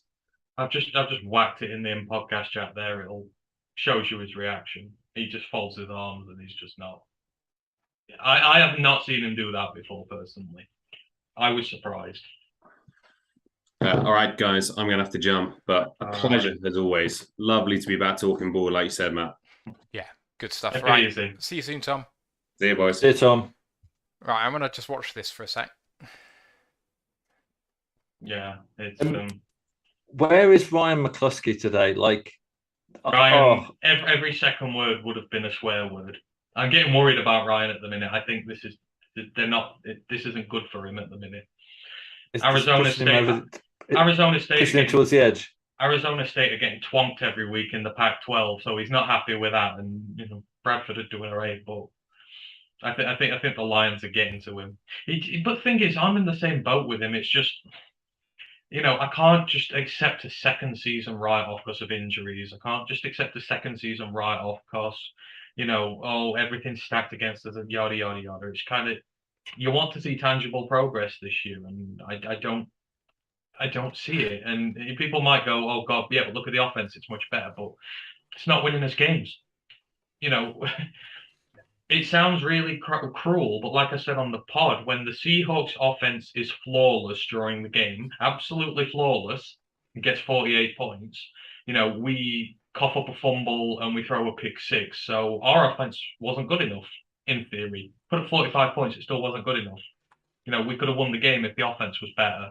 You see what I mean? If you'd have, well, if someone had said in the first 4 games, a non-starting quarterback is going to put 48 points and over 500 yards on you, we would have all said, "Fuck off! You're talking bullshit." Aaron Glenn never let that happen. Do you know what I mean? You know what? I just would never have said, "Fuck off." That's insane, because as much as we all wanted to believe we'd made progress, and as much as we did believe that we'd made progress, we did know that the defense wasn't. We were hoping it would be average. I remember us saying, we hope we have average play, which kind of indicates we expect less than average play, and average play is better than what we're expecting. So the fact that our expectation is lower than average, and actually we've underperformed to that, is not crazy. Like, it's... Now, okay, so Geno Smith, Ant has a very low opinion of him. I do not. I don't think he's a top 16 quarterback, but I think at that sort of fun level at 24 to 32, it's very interchangeable. And I think he's kind of played his way into that. Like, he hasn't just done it against us, he's done it consistently this year where he's actually looked fairly good. So, I think that he's playing his way into a starting role somewhere in the NFL. Like, when he was at the Jets, everyone kind of agrees that he wasn't given the best shake, like the best roll of the dice. That organization was just rotten to the core, much like Lions organizations have been absolutely terrible. And he's actually come into an organization that runs itself quite well. I know, like, people hate on Pete Carroll, but he runs a tight ship. And those teams seem to always outperform their personnel, whether they're good or bad. They do all right. And he's kind of landed in a situation where he's got the wide receivers he can rely on to bail him out of situations, and he's got a running back in Penny who, has had an iffy career, but at his top end is a really good running back. And we've seen flashes from him in the last 18 months. Like, Smith is in the perfect situation for him, and he's the right sort of quarterback to operate in that offense. I'm surprised that we're surprised that this has happened. Okay, so just indulge me, Matt. Okay, look at the rest of our schedule. Okay, and I just want you to say win or loss. Okay, so based on what you've seen so far, on the road at the Patriots next week. What about on the road to the Patriots next week? What do I expect? Win or He loss. wants you to say win or loss. Oh, win. 100%. Okay. 100%. And Loss. At this point, I would rather face Mac Jones than Bailey Zappa because I am fed up of losing to backup quarterbacks. right, I think we'll lose. on the road at the Cowboys. Lose. Yeah. Cooper Rush is catching it. You know what? The thing is, Rush is not a good quarterback, and I don't care what people say about this. He's catching a heater and he's shit, really. We could win that game, but we will be less than 50% to win that game when it rolls around. Okay, so I'm saying that the Dolphins, the Packers, and the Bills, we're just going for a loss there, yeah? I do not agree that we will definitely lose to the Packers. Playing like that. Jeez. Oh, No. That offense, really that offense is just as bad as our defense right now. Tom It's Kennedy. fucking atrocious. No, Tom Kennedy against Jair Alexander. Really? I'm sorry. Hang on a minute. What? No. No, I'm not having it. The Packers' offense is looking awesome. Better. Awful. Dowd's is Terrible. looking better by the week. He's already got Romeo Dowd's playing at like a Pro Bowl level. Already. He's got one of his... Pro Bowl's going some. He's making... Dobbs is looking fine for a starting wide receiver 3. Sorry. Lazard is playing really well. Rogers is playing well. The defense Tonyan's is catching badass. again. Tonyan's catching. Okay. I might just direct these questions to They won by 3 points against the worst team in the league. They won by 3 points against the worst team in the league right now. And I just want to say about the Geno Smith thing, that he ran for 14 yards in his previous 3 games. Ran for over 50 on us and a touchdown. Yeah, He's not a rushing quarterback. No, he's not rushing. The Falcons. Yeah, okay, he's not a rushing quarterback, but because he's not a rushing quarterback, we did not account for him being able to do it. So we totally ignored the fact he could, and then he did. Like, it's one of those things where we think we've prepared for someone, and it just hasn't fucking worked because actually they're going to do something you don't expect to happen. It's a chess match. Like, it's such a failing. That Hurts was going to run on this, and he did. Well, yeah, so it's a failure of coaching both times, and it both falls at the feet of Aaron Glenn. Like, well, that's what I meant on the show. It's like, if you think the players are developing individually, that is fine, but then you are saying that it's coaching's fault. And most of these coaches have been here since Campbell's been here on defense. In fact, I think all of them have been. So, you're laying the blame at one of their doorsteps, and he says there's going to be changes. So, it's specifically interesting is it Glenn? Is it Glenn? Or do you think it's the positional guys? So, Matt, I'm going to give you a win against the Patriots, yeah? So you've got to get 4 more wins to get us to 6 games out of the Bears, the Giants, the Jags, the Jets, and the Panthers. Okay, I'll get lots of wins against them. No problem. So... The Bears are shit. We'll still beat them twice. I don't give a shit. Seahawks were shit and we lost to them. So the Giants will lose to. Now I'm flipping that. I think the Giants are actually quite a good team. I actually think they'll make the playoffs at this rate. I think they're a very good team. they've just flipped the script. Brian Daboll has turned what looked like a bad team coached badly, and actually we've realised that they were just good individual players being coached badly, and suddenly it's all flipped because they are actually all right. The Bills will obviously lose to. I'm torn on the Jags. I think that's now probably 50-50 when I thought we were favourites for that game, but that could go either way. The Vikings, we could bloody beat them. Like, we should have beaten them in week 3. We had that game, and now we're at home. So you can't tell me, oh, we'll be less than 50% to win that game, because we shouldn't be. Jets we should beat. Don't give a shit. They're fucking useless. Just beat Pittsburgh. Who cares? In Pittsburgh. Pittsburgh are fucking awful. Sorry, they have no good quarterbacks, despite having 3 quarterbacks they like. They have a running back who's good, but no offensive line to run behind him. And then they've got a trio of wide receivers who the league would think are quite good, but they seemingly don't believe in any of them. Like, and a defense that pretends it's good. And with the Seahawks have put 48 points on the Steelers. No. Thank you, Ant. Thank you. But I mean, the Steelers have a better defense, though. We'll beat. I don't think the Steelers would have put 45 up against the Seahawks. I'll say that much. They're not. I think the Steelers will put 45 up against us. They're fucking useless. Sorry, the Carolina Panthers are a really bad team, and we'll beat them. Bears will beat them, and then Packers in the final game. We could win that too, even in Lambeau. I think. The thing is, we have to take into account if this team continues to lose, then their confidence is going to go. But you can't account for what losses might do later down the line. Right now, this team might do this against all these. Is he drinking already? Now he's back. You've missed this. Don't lie, you've missed it. I have missed this. This is what I live for, mate. We haven't gone this deep into the podcast without absolutely living for it. No, but.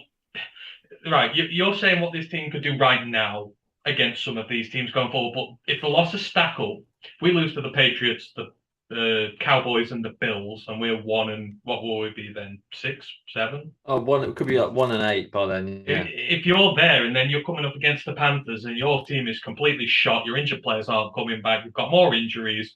That's at the time when trade deadline comes up, players might go, you might start shutting players down if they're too badly injured, etc. Then that dynamic changes.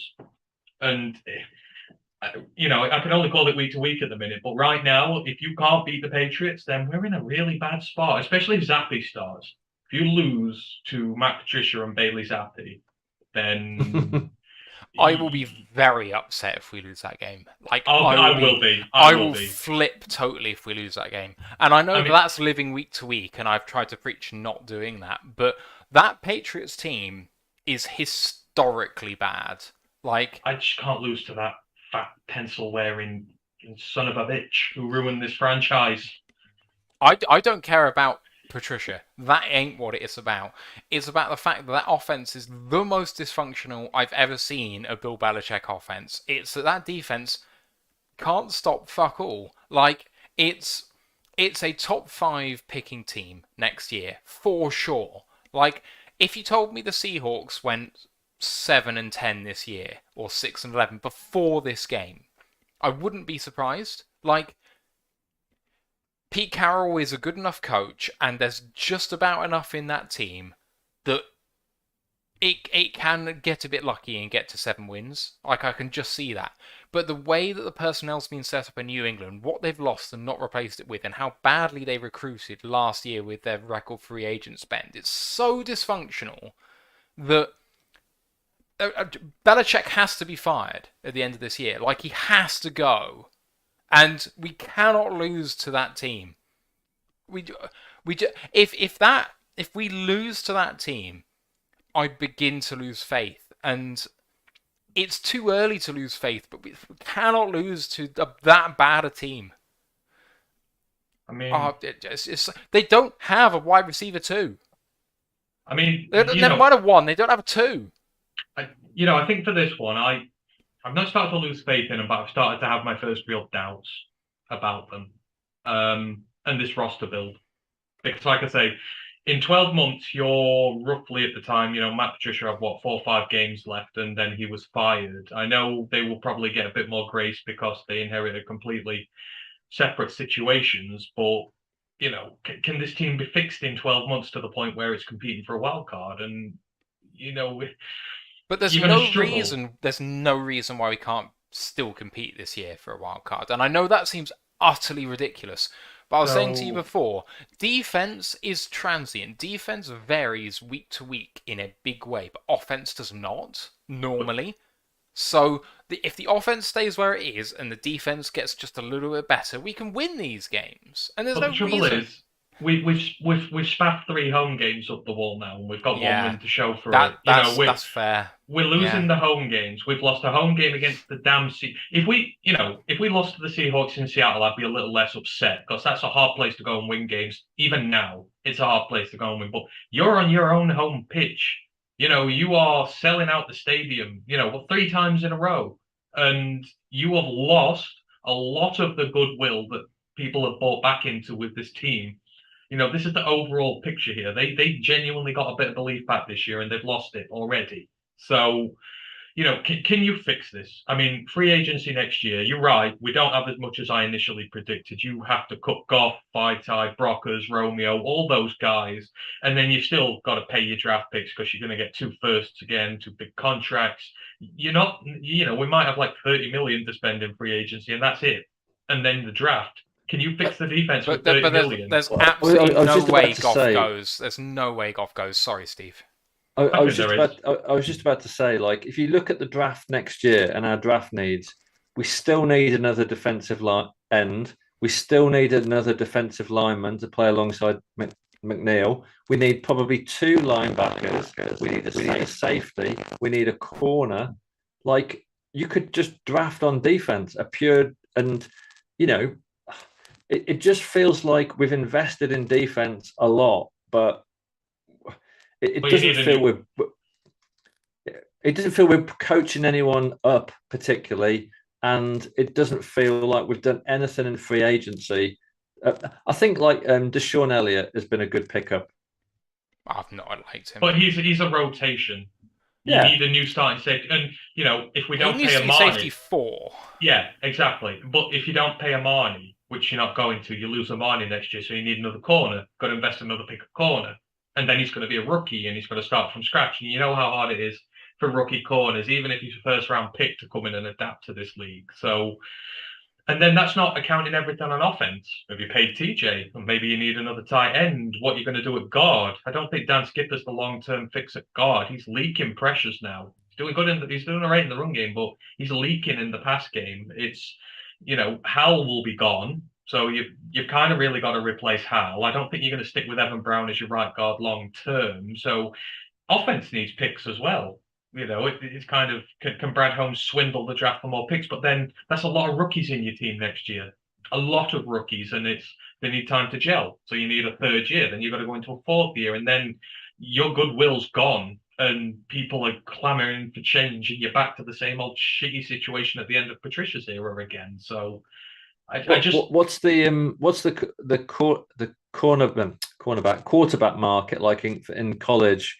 Like, it'll be good this year. No, I don't agree. It'll be good. I think there's a lot of quarterbacks we hoped would be good who are flattering to deceive. But there's a lot of quarterbacks on the periphery who, if you're right and Goff's going to stay, this is a perfect draft to take a guy to develop in the long term to be your starter. So, I can already think of 5 or 6 off the top of my head who I'd be quite happy to bring in and sit for a year under Goff whilst you're training. So I think that's a good. I think if you're trying to draft an outright starter, no, I'm not going near the top couple. I'm really not going near either of them. So, it's a market there to be had, but I think you can probably get away without spending a 1st-round pick on one, and you could still find a guy for the future. So I think you've got to go defense heavy, and thankfully this will be a defense heavy 1st round IMO at this moment in time. We can certainly put some big fixes in. You did not just say IMO. IMO. You did. Oh IMO. Dear God. What about this CJ Stroud guy that everyone is making noise? No. him and Bryce I've Young. not seen him play.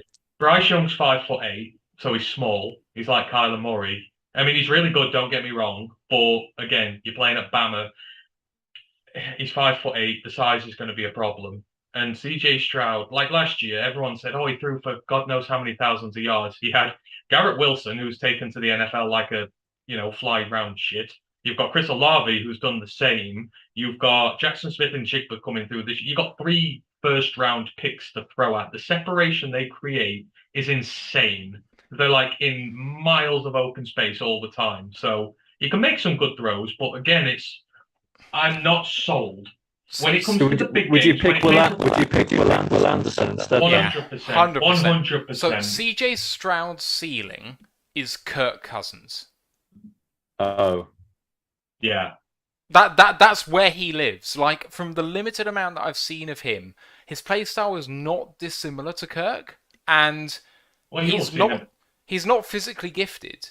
Well, you would have seen him at the big house last year, wouldn't you?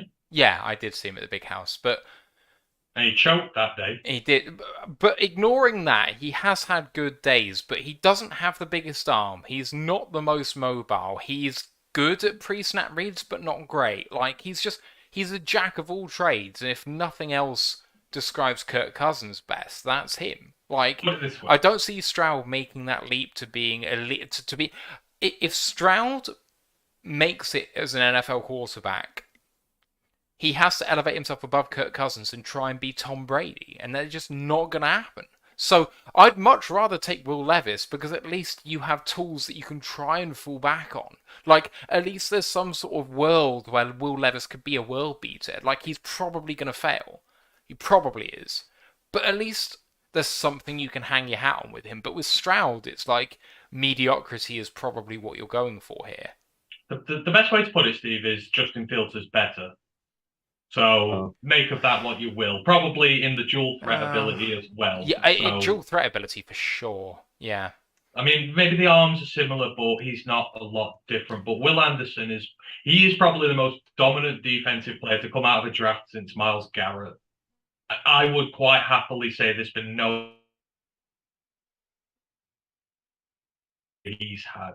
And I mean, just the man is a monster. So if you get some quarterback needy teams at the top of the draft and he's still there at 3, he's still there at 4, and you're in that vicinity, you trade and go and get him. Because if you pair him with Aiden and Aiden works out how everyone says he's going to work out, that's your defensive X factor then, because you can't double team Will, you can't double team Aiden at the same time.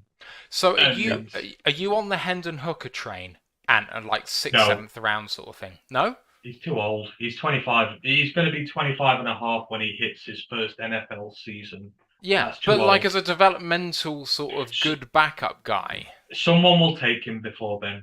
Hendon Hooker's now quarterback 3 in the draft right now. No way. No, you really? Ask Ryan. Right now, Hendon Hooker's playing some of... You think Anthony Richardson sucking at this moment in time. Tyler Van Dyke sucks at this moment in time. Phil Jerkovich just dropped off the map entirely. A lot of these guys who were meant to be at the top are not performing very well this year. Hendon Hooker and that Tennessee side are playing really well this year. He is, in a lot of circles now, quarterback 3. Even despite the age, Pittsburgh showed last year with Kenny Pickett, age does not matter. This is a very old draft.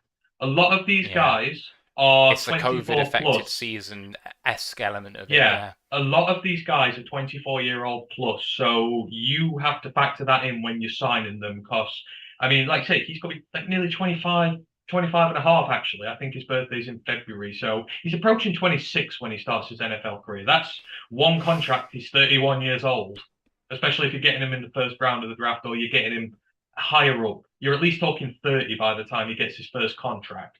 So that's you've fair. got to be careful about it. You've got to look at Is some of the here Bryce Young 6 foot? No, he's. I think he's probably. I think he's 5'10" at best, but he's probably 5'9". You can see it on tape. You've been around enough combines, so you know how much colleges lie about film. That'll be the big thing that sticks out at his combine next year. Colleges always lie about size and weight to make their athletes more appealing. That's one of the things the combine does well. It exposes the fraudulent measurements. I mean, like Kenny Pickett was said to have like 3-inch bigger hands than he did. Oh, not 3-inch, but it was a big difference, and they kind of dispelled that at the combine. It's like, yeah, he does have small hands. So I'm not sold by him. I think the height's going to be an issue here. And again, you need to see him win the big one. He messed it up when it came to the big one. And he's injured. He's injured his throwing arm last weekend. So I just want to stay away from players who are injured. It's like everyone wants to draft Breesy, who's the defensive lineman from Clemson. He's done an ACL. He's out injured at the minute with some blood condition or something that's wrong with him, and no one knows what. And it's just like, I'm staying away from injured players. I just am. I'm sick of. I just want to draft one player at the top of the draft who hasn't torn something in his knee. So looking back, do you wish we'd taken Kyle Hamilton instead of Jameson Williams? I can't say until I've seen. You know what? Like I've said, I am genuinely more excited to see Jameson than I have been to see a rookie in a decade. So I will probably say no. I do kind of like it. And if he's back by the bye, then we've not lost him for too much time. But, I mean, the pick I would redo, I would redo Pascal. I really would. I wasn't sold on him coming through, and I just feel like that pick could have gone somewhere else, to a linebacker or a safety. I know we've landed on Malcolm, but I would just love to have gone for someone else instead. When you've given away 2 picks to the Vikings to move up to get, when you've moved up to get Jameson, I think with that one last pick you've left yourself in the second, you kind of have to go more proven talent than potential project. Because Josh, Pascal's a complete project. He really, really is. People are going to need to temper their expectations when he gets back. Yeah. And I would rather have gone for someone who's going to have more of an impact now, because Jameson's a long-term project. Mitchell's a long-term project. Kirby's a long-term project. Do you not think Jameson can come straight in?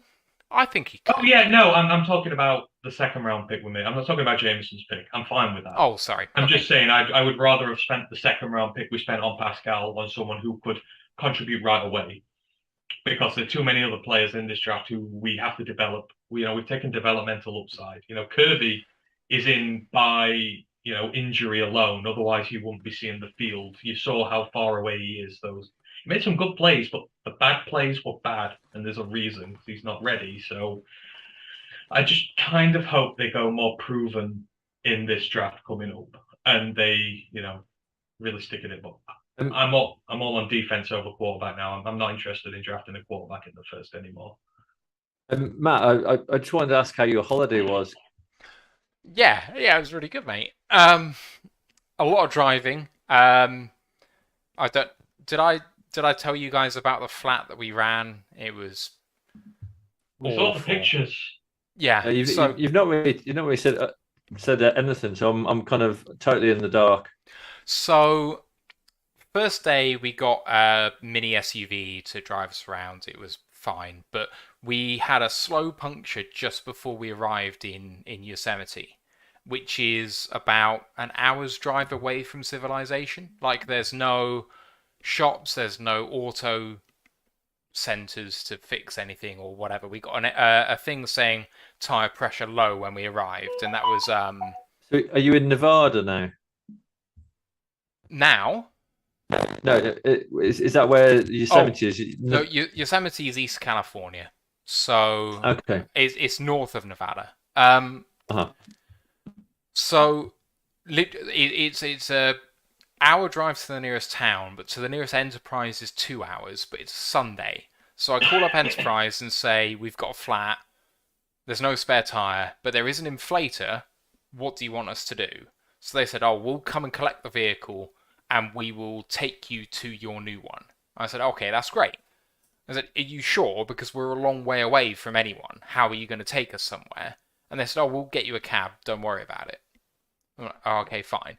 So they took the car away. No cab arrives. Call them back and say what's going on. And say, we can't get a cab to you. No one's agreeing to do it. So, okay, fine. I've told you about this, though. So you've now towed the vehicle away, which we could probably drive and top up on air every half an hour or something just to get us somewhere. You've created a situation now. And they said, okay, we're gonna get someone to you. We'll make sure it happens. And the nearest Enterprise Open on a Sunday is 5.5 hours drive away. And I said, look, you can't do that. 5.5 hours. It will probably be closed by the time we get there. And I said, we've got a hotel for the night, so let's just pick this up in the morning. So they said, okay, fine. Called them the next day, and they said, right, we're going to try again with the cabs. 5 calls and 4 hours later, no one's coming. And I said, right, well, we had a hotel last night, but we don't have one tonight. We're being warned about all these bears in the park who are going to rip us to shreds if we've got food. We've got no shelter. We can't walk to the nearest hotel with all of our bags. You've taken our car away. What are you going to do? And they said, oh, I don't know. Can you get out? I was like, well, I'll try. So, checked the bus timetable, the bus out of the park to the town we needed to get to for the Enterprise. That finished the week before we arrived. Fantastic. Called up all the local cab companies.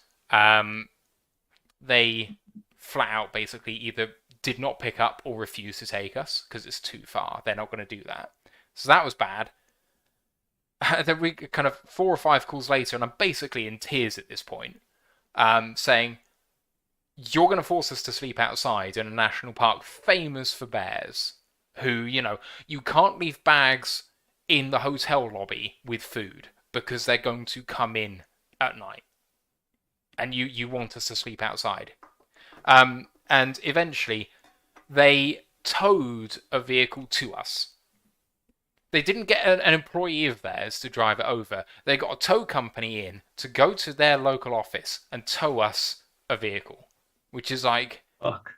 What the fuck are you playing at? But it happened, and I'm very grateful that they did it eventually. But it took a huge amount of effort on my part to happen. It just should never have got there. So, yeah, eventually that happened, and they towed us a Ford F-150, which was an experience I was not prepared for.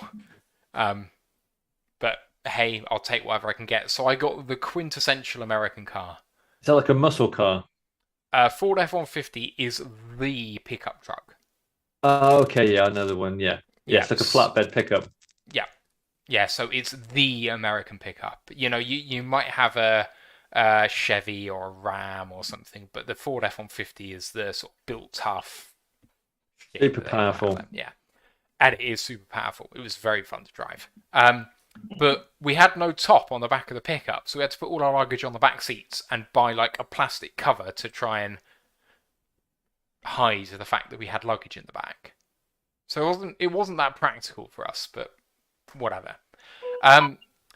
So yeah, Yosemite, in a mix of all of that, the hikes were lovely. The national park is the most beautiful place I've ever been to in my life. It was really something. And I'd love to go back in like April when the waterfalls are in full flow, because it would have been really nice. Monterey was amazing. So we drove to Monterey. That was 4 hours drive. The town itself is lovely. You arrive and the seals or whatever they were, all on their pontoons harping away. There's like 200 of them all, whatever. It was very, it was taken aback by it just by how many there were, because we thought it was out of season. And then when we got to San Francisco, there were only like 30 sea lions when that's famous for it. So Monterey really took us apart for that. Took us aback. Sorry, not apart. The aquarium was incredible there. And then on the drive down, Morro Bay was lovely. Whale watching was fantastic. Really, really good fun. Met a couple who were there from Bridgewater, which is just That's really mental. Weird. It's just so weird. And if you don't know, Bridgewater is like 30 minutes from here. So It's like a backward. It's like the backward Western Superman. in Western Supermare's not exactly Wait, there's a backwards version of Western Super. Jesus. Yeah, it's called Christ. Bridgewater. Yeah. Wow. Six toes on each hand. That's how backwards they are. Wow. You're heading down to like northern Los Angeles at this point. Yeah. So one night in Morro Bay, Santa Barbara, drive down to there via San Luis Obispo, which is a really pretty town, what the fuck's it called? There's a Danish town, and I can't remember its name in Southern California. I can't remember what it's called, but a weird sort of mock Danish town, and like really nice pastries and all that sort of jazz. So spent a little bit of time there. Then down to Santa Barbara, spent the night there, did a walking tour of that. Santa Barbara is really nice. Would love to spend a bit more time there. Pier's pretty. Drove down to Santa Monica and the pier there, so Western LA now. That was cool. Oh, Getty Villa is something to see actually. So near Malibu, John Paul Getty's Greek style villa. It is something to see. Very, very nice. Then yeah, Santa Monica we were kind of dead for, because at this point we've driven 20 hours in 4 days, and it was just hard graft. So didn't really appreciate Santa Monica for what it was, and it was a bit busy for us as well. We're not very people person-y type people, so yeah, that was what it was. And then had to drive through LA in rush hour, which was fucking awful. And LA's a tip. It was really horrible. I did not like LA at all. We spent 3 days there. The Warner Brothers tour was excellent. Universal was really good fun. But just touring LA and looking around the city, I would not do again. I'd never go back. Yeah, everyone I've been has hated LA. I've never met anyone that's liked it. And the thing is, I went knowing that everyone says that about it, just thinking, yeah, but they're comparing it to their own standards. I'm going to enjoy it because it's LA and everyone seems to enjoy themselves there. No, it's fucking shit. Don't go there. Then we drove to Vegas, and best part of the trip by far. Like, Sarah doesn't drink really, has one or two, but you know, whatever. Doesn't smoke, doesn't gamble. And she said she would have loved to have spent another day in Vegas. We spent 3 days there, and it was really good fun. We toured the Raiders Stadium. We went into Mark Davis's suite in the stadium where he watches the games. So we had a load of rules when we were going around the stadium. You know, don't touch things and be respectful. Blah blah blah blah blah. And then we go into Mark Davis's suite, and they give you another set of rules just for his suite. Don't walk on the carpet. Do not touch his sofa. Do not sit in his seat. Do not do this or do that. And it's like, okay, this is seriously where he lives for the games and whatever. And then you go and see the DJ deck in the one side of the stadium behind the post, and it's like, okay, here's a standing room, and that's $800 a ticket. But you go to the booth just behind that with the bottle service and whatever. That starts at $20,000 a game. Oh, fuck me. And then you get the seats a bit further back where you can't see the pictures much, but you're nearer the DJ, and that's like 5 to 10. But okay, fine. It was something. The stadium is really well made. It's the tour guides made it as well. They were good fun. But just all the casinos and the hotels and how they're individually really nice. I loved going around Luxor and Caesar's Palace. Won $700 at poker at the area, which was really cool. Brilliant. Yeah, awesome. I was very, very happy with that. The players are much, much worse there, so I'm already planning my next trip, and I'm hoping to pay for myself to go through playing, because they were just bad. They were really bad. Yeah. I really like Mandalay Bay. That was one of my favourite hotels when we were there. Yeah, Mandalay Bay is really cool. Is that where they do all the boxing there? Mandalay Bay and Caesars. Caesars, they do, yeah. Yeah, UFC. As Oh, well, and the Mandalay Bay. MGM have got an arena event as well that they do a lot. Yeah, but so we stayed at the Link. It was a really nice hotel. That's been rebranded from recently, but I enjoyed that very much. We were right in the right place on the Strip. Met up with the guy that I grew up thinking was my uncle, who then divorced my aunt about 12 years ago. He's been living in Vegas for the last 8-9 years.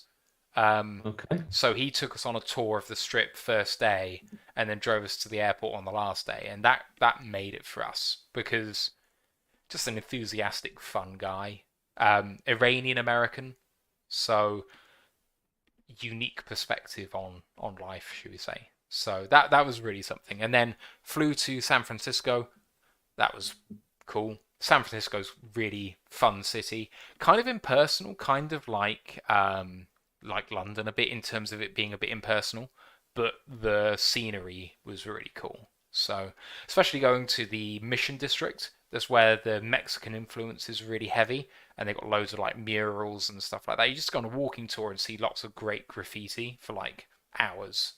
It was quite something. So yeah, it was a long trip, and there's so much I probably haven't mentioned, but it was amazing. Where did you fly back from? From San Francisco, so Uh-huh. flew in and back from there because we had a flight voucher that worked for returns. So yeah. Cool. And so, best bit of the trip? Oh, it's Knowing- either. Also, I didn't even mention the Grand Canyon in the helicopter. That was really cool. That or the Morro Bay whale watching, or just Vegas generally. Really like that. I reckon it was the flight back knowing he was going to get to see us again. Did you see any sounds games great. out there? Were you watching any games when you were out there? I didn't watch any games live. The Lions game the weekend in the middle of my trip.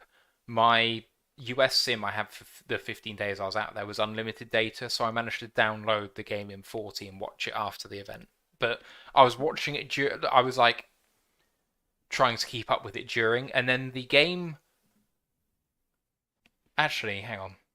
Did you Which have was a the chance game to in the go middle? see No, UCLA the or Vikings something? game. The Vikings game. I was listening to it on the radio because we were driving between LA and Vegas. I listened to the first 3 quarters, and then we made a stop, and I watched the final quarter in a shit chicken taco place. I can't remember what it was called. Oh, it's a national chain, and I can't remember what it's called. It's not like KFC or Taco Bell Taco or anything. Bell. No, it's not. Oh shit, it wasn't good. I can't remember what it was called. Ken asked how many miles did I drive. So we drove San Oh wait, are Francisco. we still live? Yeah. Oh shit! The whole I didn't time. actually realize we were. Oh god. So San Francisco to Yosemite to Monterey, Monterey all the way down Route 1 to LA, and LA to Vegas was our drive. So I reckon that it was something like 1,600 miles or so. It wasn't Chick-fil-A, Dan. It wasn't Popeyes, Danny.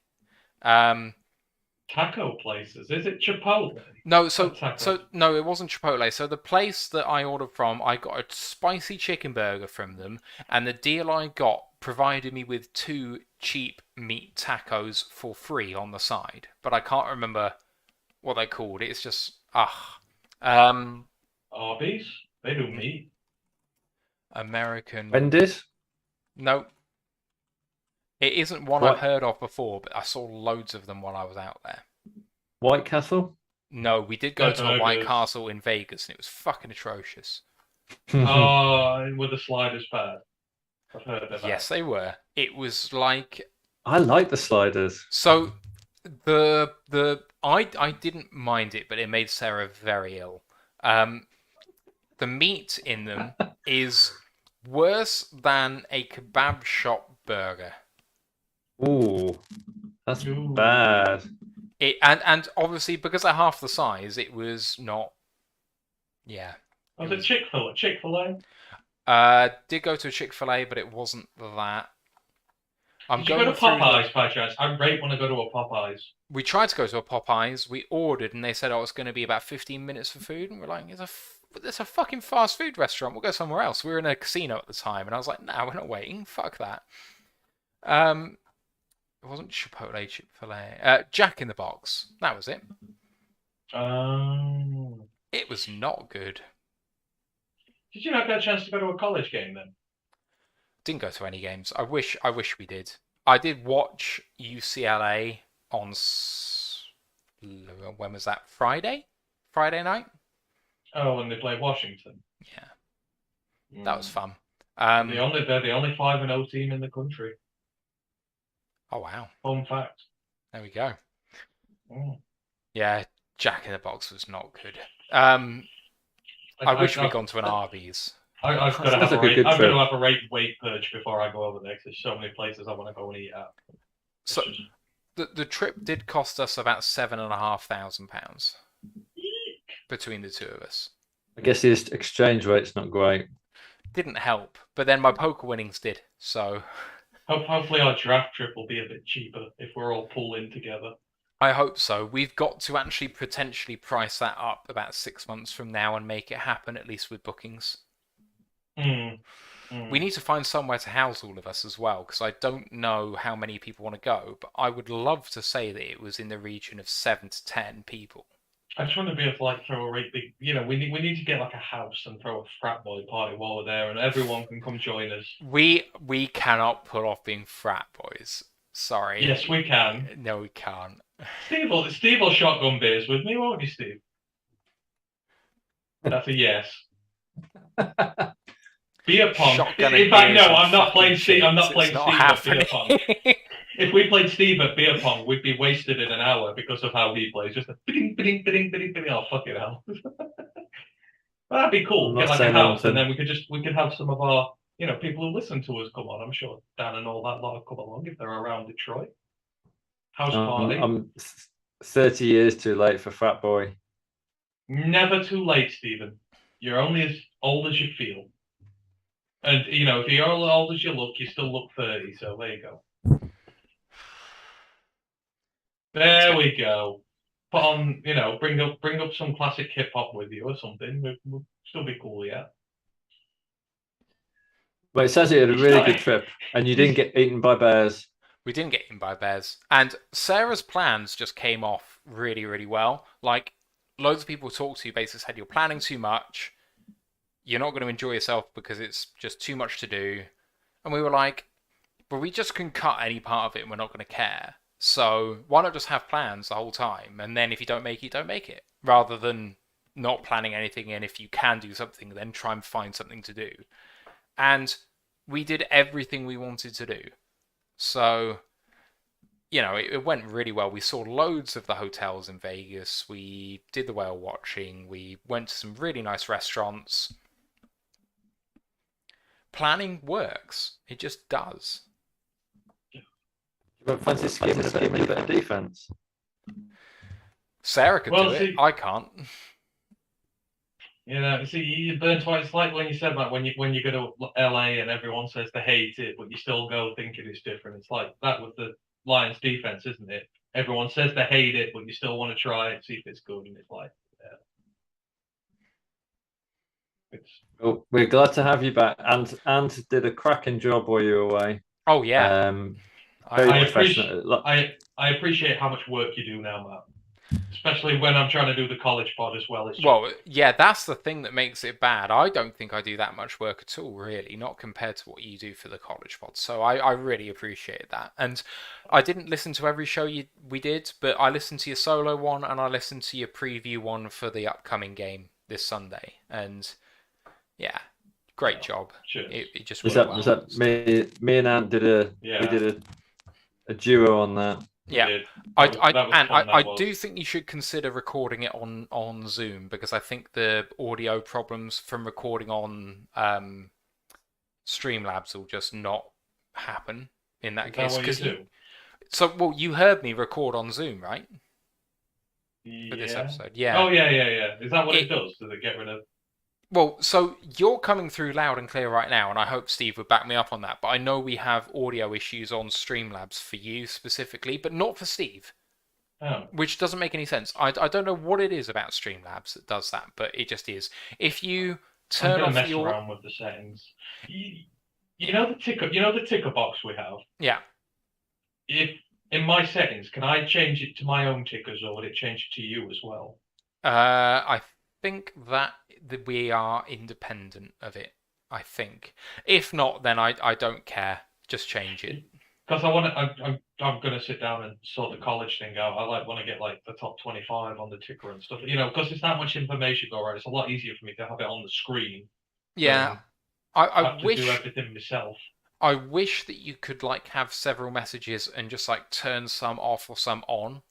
That would be really useful. You get 3, don't you? And they go one after the other. You can add in as many as you like. Oh, I think I'm gonna play around with it. I need to. There's too much stuff to talk about, and I need to just get some of it on screen so people can read it. Yeah, I've still got Maurice's message on here, so I need to delete that. Whoops. Did you find any more Coolio LPs, Steve? We were talking about him the other day, right? After on the Thursday, and he's like, "I swear I've got some around here somewhere," and he just whips a couple of Whipped them out out the on album. pod, like, Yeah, I know. he's I like, heard you he's say like, it on the show. He's like, "I've got everyone." Did you find any more? 'Cause you had 2, didn't you? I haven't looked further than those two. I was like, okay, there's a 2 or 3 crates that are with a layer of dust over that I could probably explore. Like, you just name any random rapper, and Steve will be like, "Yep, ding, got him." It's crazy. It was a good show. I enjoyed doing the show, and that was good on Thursday. It was. A pity that all our predictions fell apart. I know. I feel like because I've done the last 2 weeks now, and everyone's been like very happy in the comments. Everyone's predicting lines where it's like, "Yeah, I'm getting pumped up off the energy. I love this. Yeah, yeah, yeah." I get to Sunday and I'm like, "God damn it!" I let it get to me. I'm pretty sure, Anne, that you did say that you thought TJ was going to have a day, so you got proved that. I think I said it against the Vikings as well, though. I may have said it for both, but yeah, I did say that Amon-Ra been out because he's getting 33% of the receptions. That's a lot for a rookie, and I sometimes think it makes the offense too predictable when they know they're aiming at him. So if he comes back now and it's more like a 25-25 share between them two and all the others, you factor them in. Makes your offense more dangerous when you don't know where you're passing it to. And I felt like we came to, the record with Amon-Ra. I think we kind of tried to feed into that a little bit. Just me. That's why I said it might be a good thing he misses a game. I'm totally with you. I bought the argument, and it definitely bore out in the game. So that was a good call. Very good call. It's just a shame Sharp couldn't play. Yeah, that sucks, but it happens. His window might close. If Jameson's back after the bye, his window could be closed very quickly. Yeah. Yeah, it's true. Right, I'm going to head off and edit this so I can get some kip, because I may pretend that I'm not jet lagged, but I probably am. When have you got to go back to work? Oh, I was back today. Oh, fuck. Okay. You mad, man. I was having an out-of-body experience all day, which is fun, especially when you're driving home. Yeah. There we go. Right. Anyway, I'll see. I'm off Thursday, so I'll be on Thursday. Yeah. All right. So I'll see you then. Love it. All right. Good stuff. Great to be back. Au revoir. Cheers,